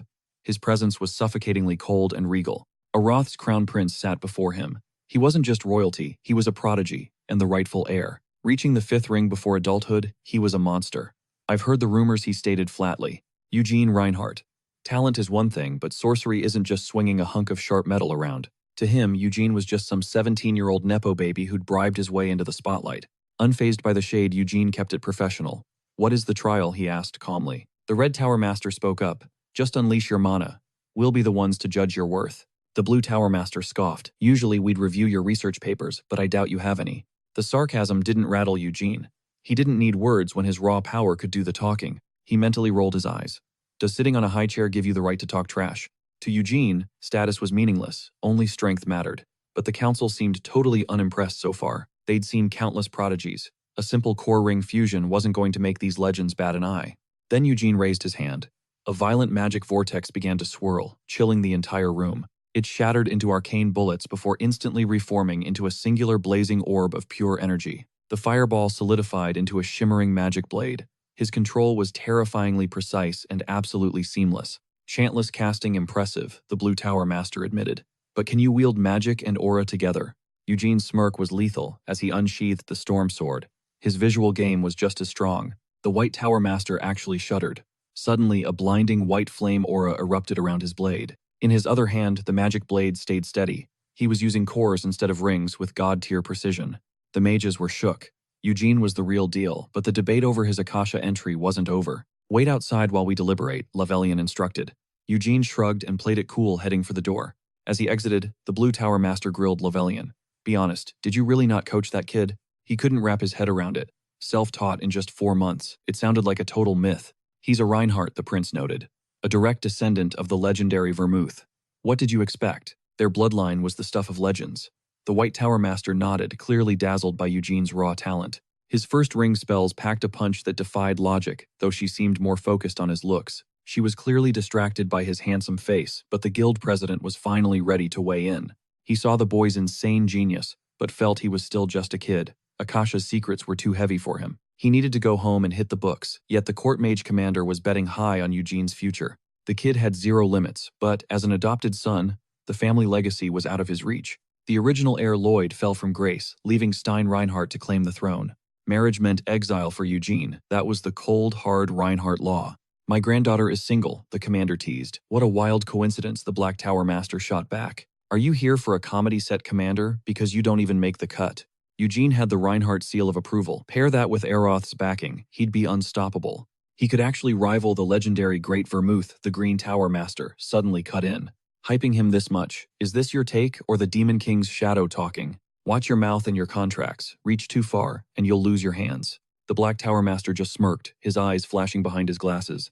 "My hands are right here, try it. Today, I'm either burying you all, or dying in the attempt." A brawl. The Blue Tower Master grinned. "Count me in."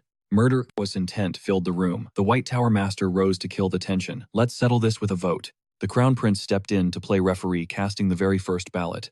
The permit for Akasha was granted. Meanwhile, Eugene was outside, staring at Senya's name carved in stone.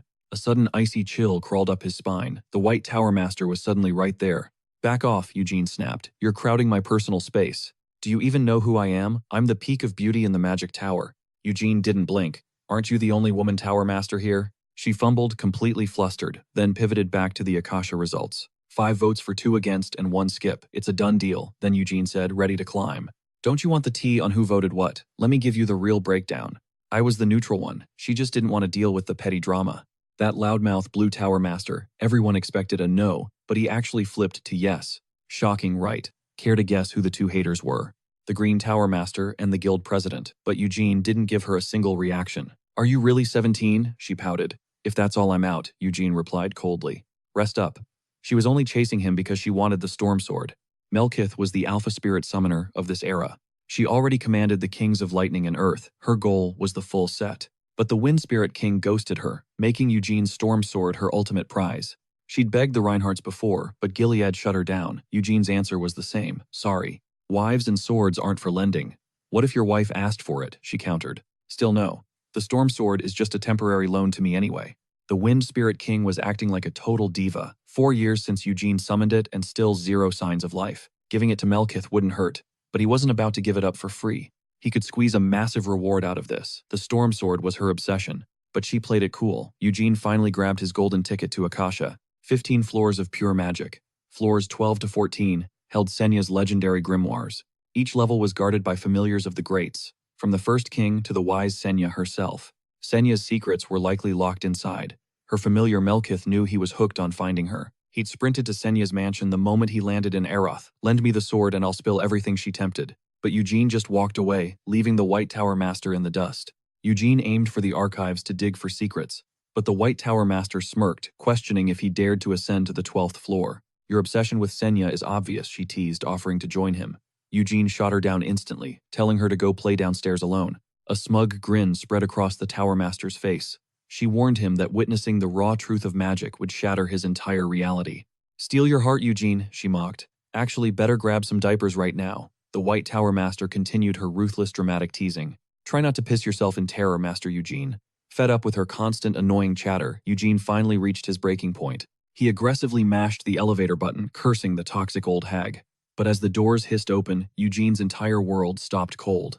That hair color, that face. He would recognize her in any lifetime. Welcome to Senya's hall, Master Eugene, a familiar voice echoed. There was 0 doubt.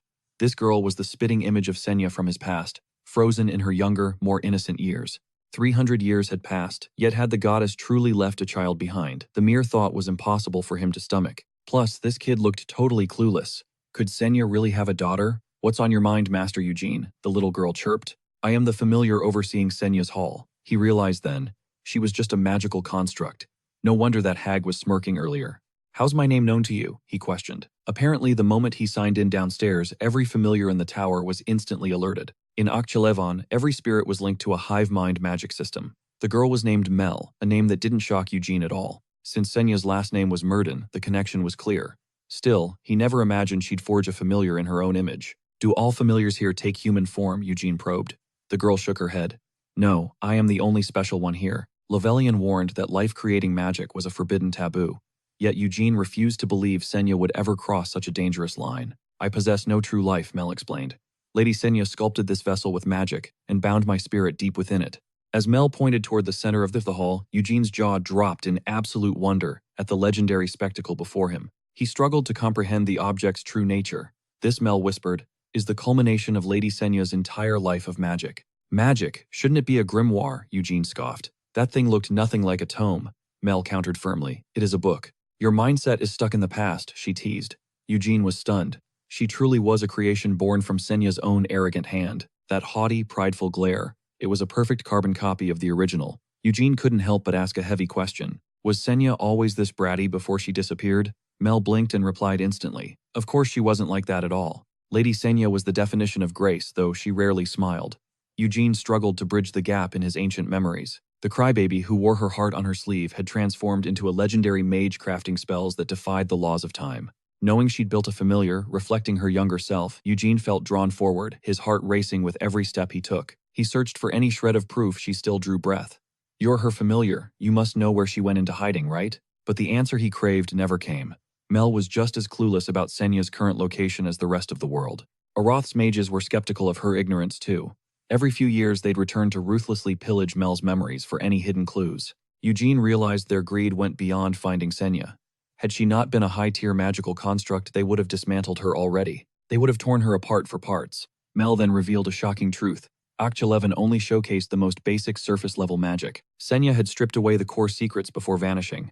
Sensing his intense focus, Mel noticed Eugene's deep fascination with her creator. As a Lionheart descendant, Eugene piqued her curiosity even further. According to her logs, Senya had severed all ties with that family. After arriving in Aroth, Senya never reached out to the Lionhearts again. It was a bizarre mystery that Eugene couldn't ignore. Family archives stated that Vermouth ghosted his comrades after their return from Helmuth.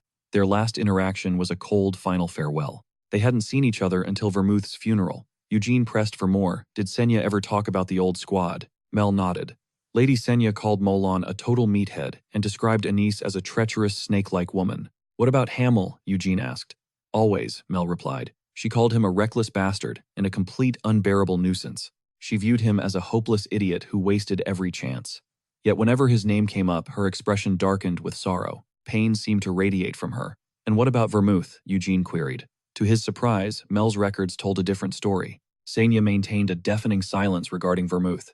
No praise, no insults, it was as if he didn't exist in her world. What fallout occurred between them? Eugene also discovered a tragic detail. Senya hadn't cracked a genuine smile in centuries. That painted smile in her portrait was a lie added only because a certain someone once loved seeing her happy. A wave of grief hit Eugene. Why did he have to die back then? If only he'd survived that fatal wound. Now his comrades were just ghosts on a wall. Left alone in this era, he reached out to gently pat Mel's head. Mer swatted his hand away instantly. She might look like a child, but looks were deceiving in this world.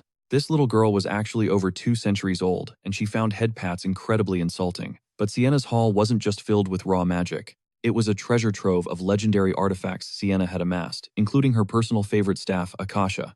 Eugene recognized the legendary weapon immediately. He was just baffled as to why Sienna would ever leave it behind. Carved from the very roots of the world tree, Akasha was the most powerful, one-of-a-kind staff in existence. The stubborn elves would never permit the world tree to be cut again, making it a relic of a bygone era. Naturally, there was a story there. Sienna had been a castaway in the elven forest. Initially, the elves just planned to raise her as a stray human. But once her terrifying magical genius surfaced, everything changed. That was how she secured the world tree's roots for her staff. She even infused it with a red dragon's heart as the core. Only 2 staves in the entire world utilized dragon hearts. The second was Blood Red Mary, owned by the Lich Beleth, the same monster who took Hamel's life 300 years ago. Now it was likely held by a dark mage serving a reclusive demon king. Can I take a look? Eugene asked. Mer looked at him like he'd lost his mind. Akasha wasn't some toy for commoners to handle and admire. It was soul-bound to Sienna and her alone. Eugene didn't listen, but despite pumping in all his mana, the staff didn't even twitch. Just what kind of insane magic did Sienna use? The familiar smirked. You seem pretty obsessed with Lady Sienna, Eugene scoffed. No, I'm just mildly curious, that's all. The familiar rolled her eyes. Are kids these days always this dishonest? Eugene played it off. I just have a thing for ancient history. Fine then, she replied. You'll probably love this book. She darted to a bookshelf and pulled out a volume titled The Great Adventure of Hero Vermouth. It was a fairy tale recording the legendary exploits of Vermouth and his crew. Eugene's blood boiled instantly. The book portrayed Hamel as a complete and utter clown, but Mare shook her head. You've got it wrong. You're reading the censored version. In the original text, Hamel was way more pathetic. He was a brainless thug with 0 intellectual development and a totally shriveled cerebellum who solved every single problem with nothing but brute force. They had to beautify his image later just to keep the hero's reputation intact. But wait, it gets even better. Sienna had actually extracted her own memories to preserve the squad's true, unfiltered personalities. Seeing the phantoms of his old comrades, Eugene immediately began showering them with praise. Mare thought he meant Vermouth, but Eugene interrupted. Forget Vermouth. Hamel was clearly the visual peak of the team. Doesn't he have that wild beast charm? The familiar looked disgusted. How do you say such cringe things so confidently? They moved on to inspect the magical hoard. Sienna's private collection spanned floors 12 to 14. On the 13th floor, Sienna's handwritten research notes were everywhere, but they were complete gibberish to Eugene. The 14th floor was even worse. Eugene still couldn't make heads or tails of it. Mer finally suggested he experience book magic for himself. This was Sienna's magnum opus. It didn't just teach the perfect way to utilize rings. It actually amplified mana output by reconstructing magical formulas at a molecular level. It even allowed for magical activation while unconscious. That was the true essence of her legendary grimoire. Eugene's head was spinning with confusion. Fools will never understand it, the familiar teased. If it were easy, it wouldn't be hailed as the greatest magical text in human history. Eugene sighed. Fine, it's a book, so how exactly am I supposed to read it? The familiar raised her hand. It's simple. Eugene mirrored her gesture and channeled his mana. At first, nothing happened, but a second later Eugene felt like he was being plunged into the center of a vast lake. He began to freefall through an endless void. Directions like north or south completely lost all meaning. The sensation was like a lucid dream, yet entirely different. He was conscious, but his body refused to move an inch. He felt utterly powerless, drifting in an infinite ocean of raw mana. It was a sight Eugene had never even imagined. One moment he was at the bottom of a sea, the next he was soaring in midair. As the mana receded, a single ring appeared. It instantly fractured into an infinite dense web of rings that stretched forever. Then, Eugene plummeted again. When he finally came to, he was sprawled out on the cold floor. He didn't understand the science, but he was shaken to his core. Just what in the world had Sienna built? Beside him, Mare was grinning like a Cheshire cat. She teased that he did great for someone who spent 2.5 hours foaming at the mouth and unconscious. The memory of the White Tower Master nearly wetting herself in terror flashed through Eugene's mind. Her warning echoed in his head. Clearly, she was speaking from traumatic experience. Then the familiar spoke up. So what's the verdict on magic? Eugene smirked. It's not just a thought, it's pure literal sorcery. Most would think Eugene was a fool, but Sienna, she hit the 9th circle and kept grinding. Through sheer obsession and research, she shattered her limits, ascending to a realm she dubbed the Eternal Void. Since that day, the Eternal Void became every mage's fever dream, yet no one ever reached it. The Eternal Void splits rings into infinite cycles, the ultimate engine. Cooldowns are slashed, while raw, destructive power doubles. A peak Sienna could have soloed the Demon King. The thought sent Eugene spiraling into deep contemplation. It wasn't just her. If Hamel and the others grew this strong, why didn't they finish the job? Something went wrong. Stepping off the elevator, the White Tower Master suddenly blocked his path. She was thirsty for Eugene's storm sword, and was finally ready to play ball with a trade. Seeing her desperation, Eugene let out a devious grin. If it's business, he's wide awake now. But basic magic staves, total snooze fest. Levelian, watching from the sidelines, didn't hold back. That stick is only good for balancing a wobbly table, he teased, making the Tower Master blow a fuse. Levelian scoffed. You already control 2 Spirit Kings. Why so greedy? The woman snapped back instantly. A girl's gotta have options. Levelian, however, worried she'd flip the script if she gained too much power. Aroth's politics were a shark tank, but this hot-headed woman seemed too brainless to be a real threat. She probably would have thrown hands right then if she didn't need help. Eugene finally spoke up. Keep the staff. I'm not interested. She scoffed, as if I'd just hand it over for keeps. It's a loan at best, Eugene shrugged, turning to leave. Then the deal is officially dead. These two were relentless. Finally, she broke fine, 1 week with the Storm Sword for 7 years with the staff. To her, the Wind Spirit King was the ultimate prize, the one dream she'd chase forever. That's when Levelian dropped a bombshell about a much more precious item in her collection. The Tower Master lunged to cover his mouth, screaming for silence, but Eugene was already hooked. Go on, Eugene urged, eyes gleaming. You have my attention, Levelian whispered, the dark cloak. I told you to shut it, she shrieked. Levelian ignored her, noting she hadn't touched the relic in a decade. Why let it rot in a closet when you can trade it? Eugene nodded. I'm listening. What is it? The Tower Master played it off. It's just a basic leopard print coat. Nothing special, really. Levelian exposed her again. It's a high-tier spatial artifact that can literally teleport incoming magic attacks. Lies, it doesn't do that at all, she yelled, her face turning a bright shade of red. Levelian kept going. The fabric is woven with elite protection. Anything below the 5th circle won't even scratch it. Plus, it has its own pocket dimension for instant weapon swapping. Eugene's eyes widened. It was perfect. Fine, I'll take the loss and take the cloak instead, Eugene said, though he needed the family's okay first. In your dreams, kid, she barked. But Eugene wasn't done playing with her head just yet. Man, using the Akasha really fried my brain, Eugene sighed. I need to go crash somewhere.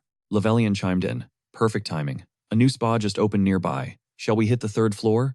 He started making the reservation, completely ghosting the Tower Master as the atmosphere turned incredibly awkward. Completely outplayed, the defeated Tower Master had no choice but to surrender the dark cloak to Eugene. I get you're pressed, Eugene teased, but chill. I still have to clear this with my family first. At that point, the Tower Master was practically vibrating with rage. She was at her absolute limit. Surprisingly, Lord Gile didn't mind lending out the Storm Sword once he heard the full story. A Lionheart had to keep things in check after all. So this is the legendary Dark Cloak. Not bad. Honestly, I make this look way better than you ever did. Eugene's sass was truly next level. Just looking at his face gave the Tower Master a massive migraine at this point. She quickly explained the cloak wasn't hers to give away, but she'd still finalize the trade regardless. Eugene wondered who would lead the delegation. He knew Cyan would arrive alongside the Lionheart's elite black envoys. Known as the Hounds, they were the ruthless enforcers of family law. Cyan had officially joined their ranks last year. While the white envoys protected the main bloodline, the black envoys served the very honor of the Lionheart name. Only legendary warriors from the family's history could join. Behind them stood the powerful Council of Elders. Their authority rivaled Gilead himself. Even if the legends felt like exaggerated myths, the power was undeniable. Despite 4 years at the main estate, Eugene had never met them. He burned with curiosity about their strength. Suddenly, Eugene reached for the White Tower Master's dark cloak. He intended to peel it right off her. Startled, Myr clutched her garment tight. "Are you seriously trying to strip me right here?" she snapped. "Don't flatter yourself," Eugene retorted. "If you get snot on it, it'll be ruined for when I wear it." The Tower Master glared, but Lovelian quickly intervened to stop their petty bickering. The carriage door creaked open. A familiar figure stepped out, catching everyone off guard. It was Ciel. She claimed she was shopping for her mother's birthday, but clearly had other motives. Eugene gave a cold, indifferent response.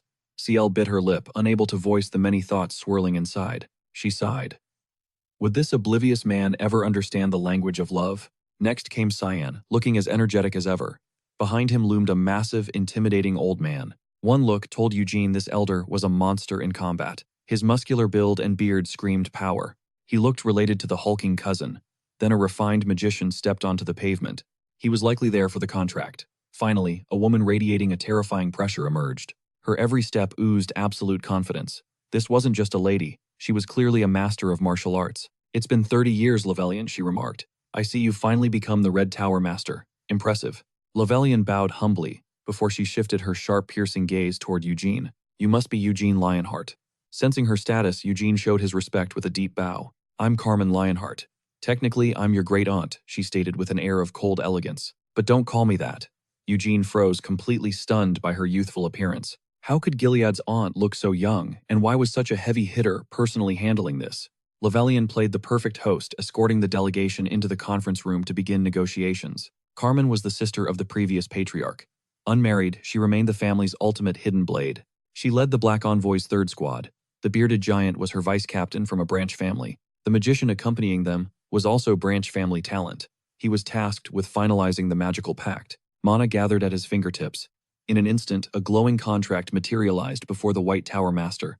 Myr scanned the document skeptically. One glaring omission caught her eye, and she immediately pointed it out. "What if the storm sword is damaged? This isn't written clearly." Carmen's voice was ice.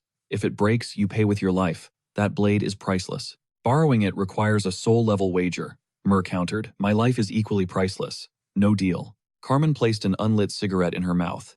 "If there's no deal, then we're finished." "I don't care." The negotiations were about to fail. The magician panicked and intervened.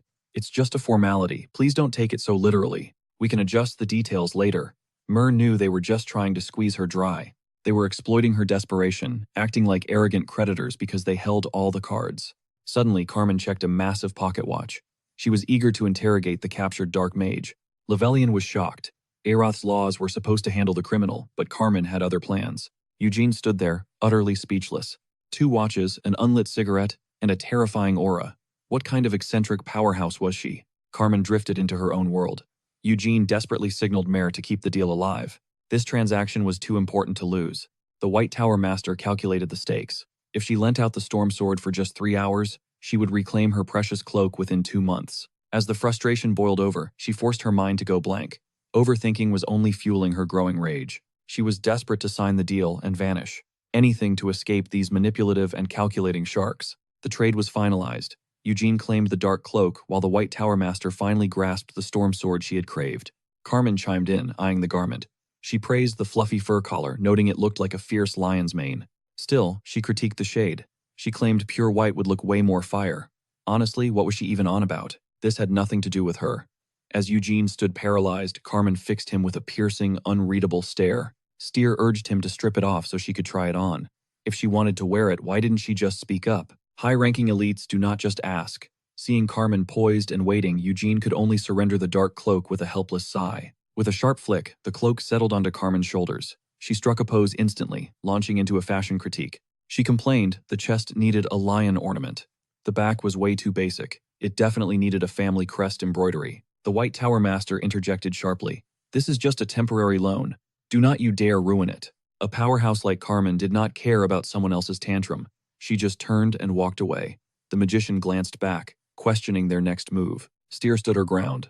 Pass. I am sticking with Eugene, she declared. The duo hit the streets to hunt for the second lady's gifts.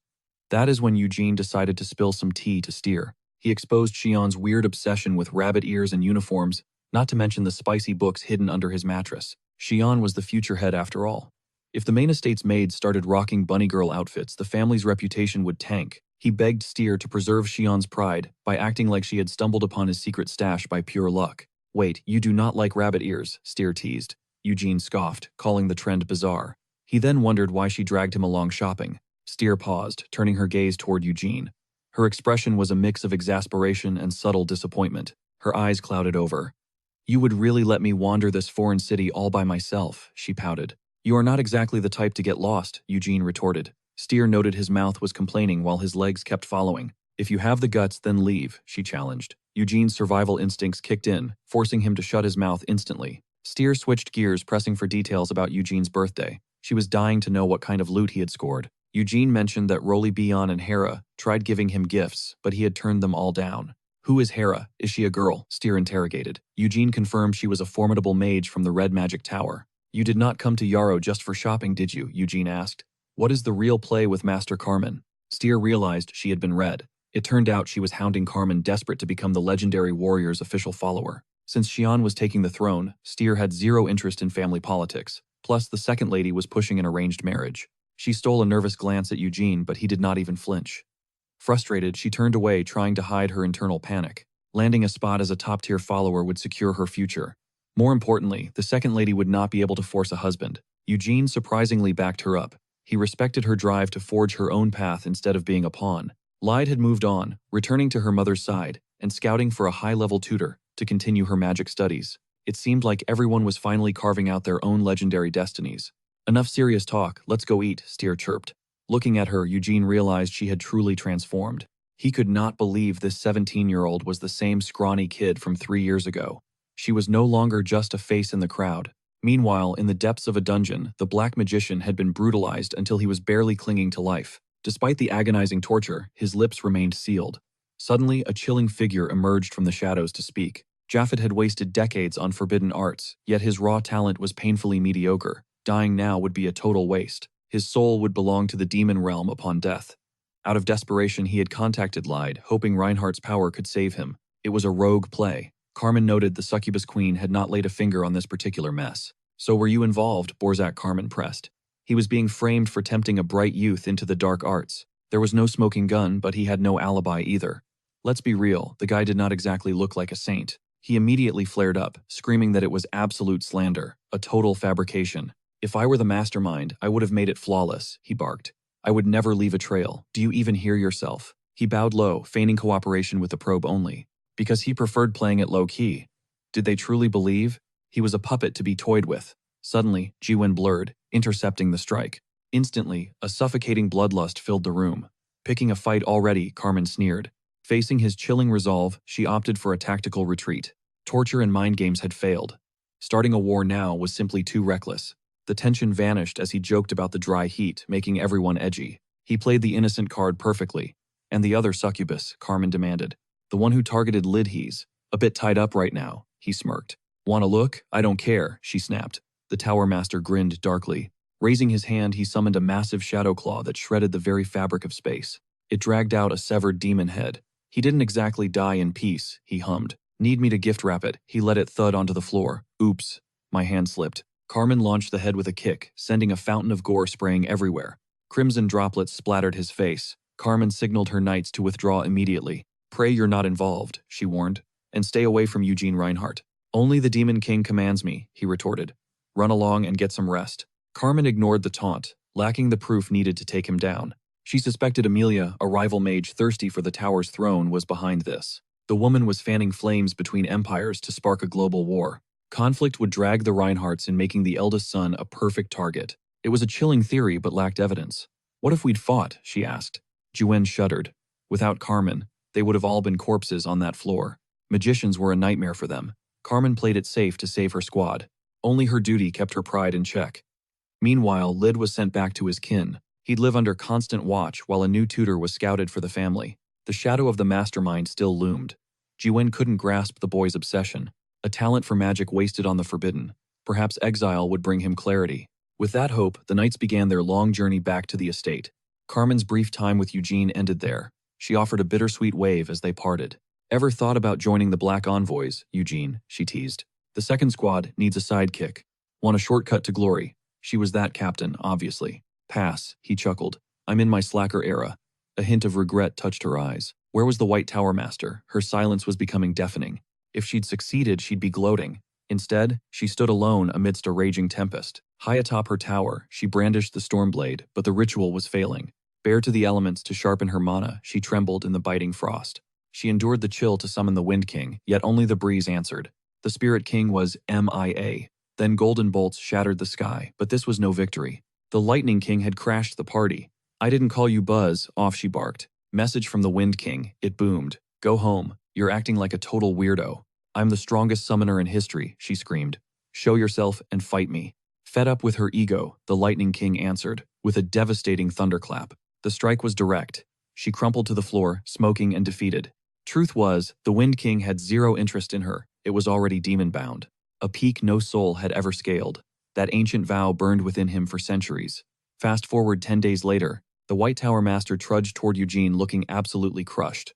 "I'm right here, kid," he muttered. "Spot any changes in me. Seriously, juggling another male elemental king requires some serious chill.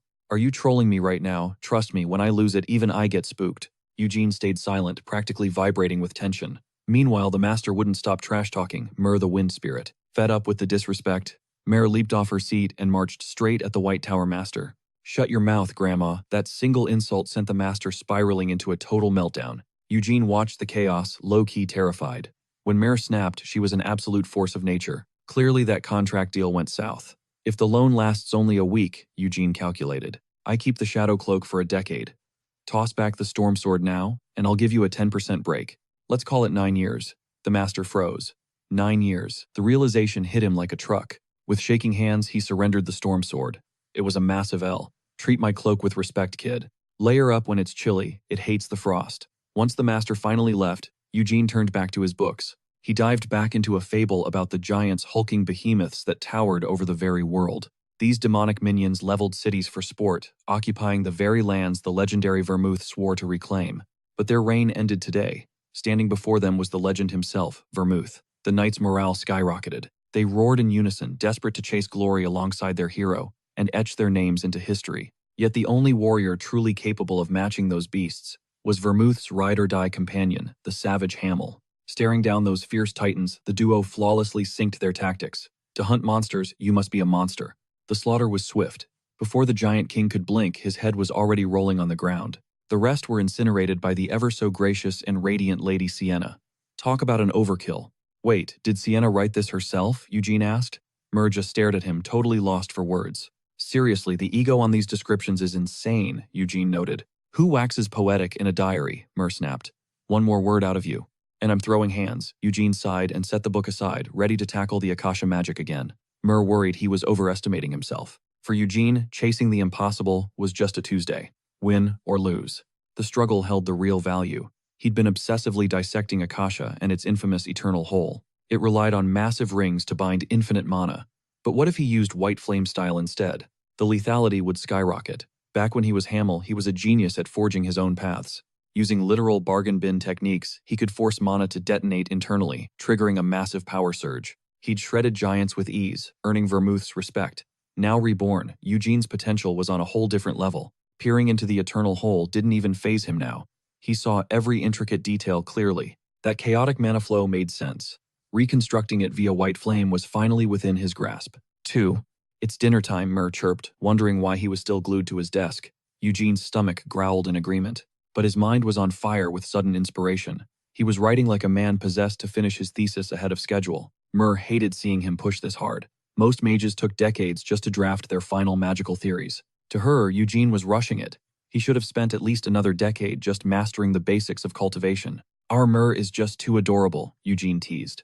That sent a blush creeping up her face despite her being a 200-year-old spirit. He quickly corrected himself, calling her Grandma Mare instead. In that moment, she seriously considered ending his life right then and there. Deep down, Eugene knew Mare couldn't stand the thought of him leaving. Over these last 2 years, under Levelian's wing, Eugene split his life between the Akasha records and intensive training with the Tower Master himself. His grind was legendary. Honestly, Eugene's thesis was so complex that he was practically the only one who could grasp it. Even if someone understood the theory, they couldn't replicate it. He'd swap traditional mana circles for white flame formula stars. To mimic the eternal whole, he used secrets unknown to average mages, especially those stuck in the main family's old ways. Mastery of the white flame was a myth to most. Levelian nearly blew himself up just trying to simulate it. Now at 4 stars, Eugene tapped into a mana explosion that felt like a haunting echo of Hamel's legend. By cycling the white flame, he shackled that chaotic energy.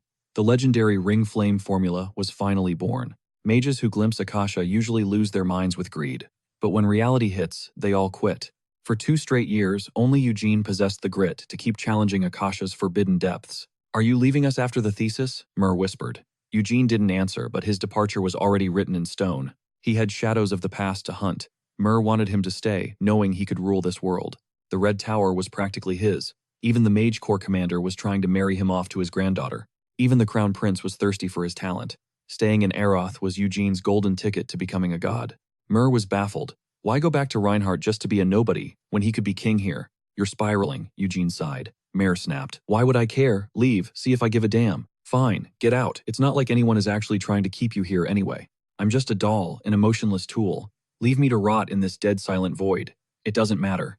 Just don't ghost me. Tell me before you vanish like Lady Sienna did." Eugene gave a solemn nod. His cold direct answer stung. "Eugene, you are literal trash," Myrrh screamed, her voice cracking with hurt. "What kind of trash? Recyclable or bio?" Eugene joked. "Stop being a clown and listen to me," she yelled. Myrrh went full Karen, accusing him of being a brat with zero respect for his magical elders. She didn't want him anchored to Aroth just for her. She was just a ghost of Sienna's childhood. She apologized for her childish drama, claiming the real Sienna would never be this pathetic. Feeling like a total idiot, Mare hid her face in shame, but Eugene just looked at her. "Trust me, the real Sienna is just as much of a mess as you are." Myrrh didn't believe him. She thought he was just reciting fairy tales. Eugene just smiled. "The thesis will be done soon. I'm out by summer's end. But I'll definitely come find you before I pack my bags. I've got a secret to share then." What secret, she pressed, but Eugene was already walking away. "Patience. You'll know everything then." Meanwhile, the Magic Guild leader was basically stalking him. The guy was a total nightmare. He was a genius, sure, but he was obsessed with Eugene's cracked potential. Eugene wasn't buying what he was selling. "You don't want that thesis to fail, do you?" the leader teased. Assuming Eugene was struggling, he flexed his spatial magic and his high-tier professional status. "Only I can help you finish that paper." The joke, he didn't even know the topic. Eugene had literally revived the eternal whole and forged the ring flame formula from scratch. Only the Red Tower Master knew the truth. If the guild leader found out, he'd never leave Eugene alone. This city was starting to feel like a cage. It was time to disappear. Back at the tower, Eugene went into beast mode.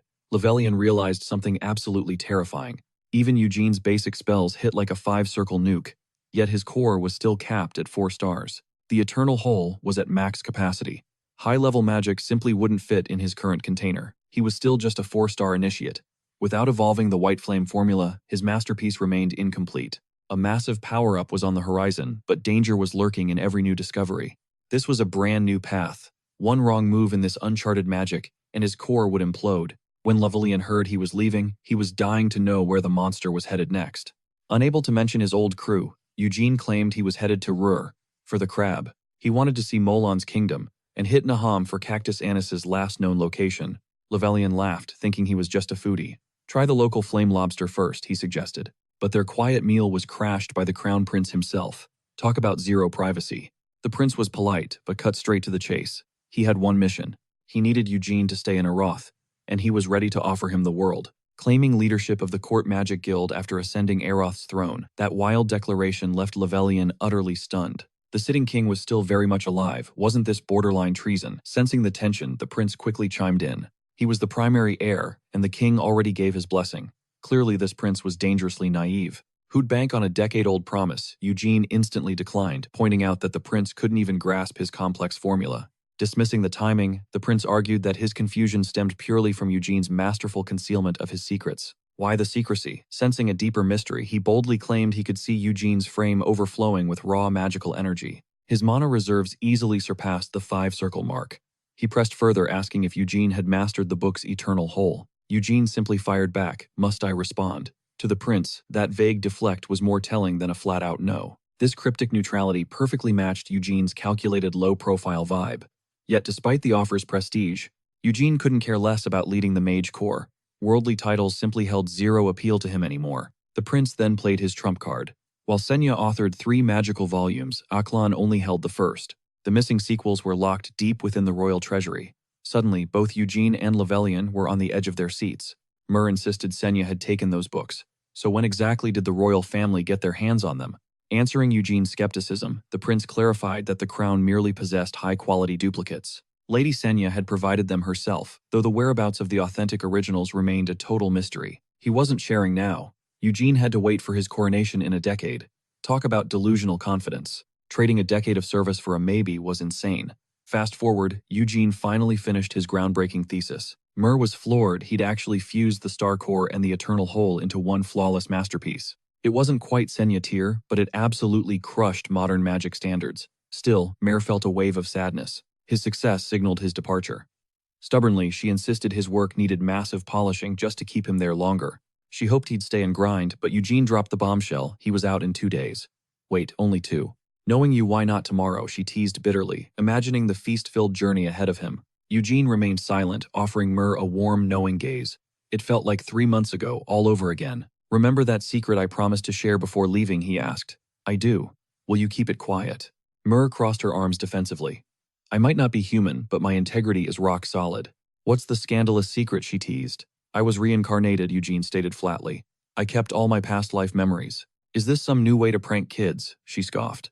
But when he mentioned Hamill Davis, she froze in shock. Speechless, she caught his intense, serious gaze and immediately looked away, her face flushing bright red. If this reincarnation story was legit, his insane 2-year growth spurt finally made perfect sense. Mastering the Eternal Whole and customizing it was pure Hamill. After all that, Foolish Hero was a total anomaly. Wise Senya was elf-trained since birth, while the fearless Molon was the heir to a legendary polar tribe. Molon was all brawn, and the pious Annis was a saint candidate raised by the Holy Empire. The legendary Vermouth started as a sacrificial slave who stole a demon's blade just to survive. Armed for the first time, he slaughtered hundreds of demons, leading a mass exodus out of Helmuth. Mur dismissed those tales as hyperbole, but Eugene knew every insane detail was actually the cold truth. Vermouth was a freak of nature. Hamill's journey, however, was far more grounded and relatable. He wasn't some elite with a silver spoon or hidden backing, just a kid surviving on grit. After surviving a demonic massacre, pure spite fueled his rise from a low-level mercenary to a powerhouse. He eventually stood as an equal among legends. Mur chimed in, though the storybooks say, "You were basically the team's punching bag." Eugene groaned. "Can we please drop the fairy tales?" Lacking magical talent back then, I grinded martial arts to the bone just to catch up to Vermouth. Next to Vermouth, Hamill seemed average, but to the rest of the world he was an absolute beast. "A monster who dies from basic wounds," he scoffed. Suddenly, a specific memory clicked for Mur. Eugene had constantly hyped up Hamill's phantom as some kind of stud. She smirked and asked, "How could you brag about yourself like that?" Eugene shrugged. "Can't you still feel this suffocating charm?" Jokes aside, Mel was baffled by Eugene's confession. Senya's whereabouts remained a complete frustrating mystery. "I'm not scouting for intel," Eugene smirked. "You and Senya are basically mirrors in spirit." "Watch your mouth, brat," Mel huffed. Eugene just shrugged. Technically, he was the senior here. "Is she really gone?" he asked. Mel shook her head. "Senya wasn't that easy to kill. They were alive.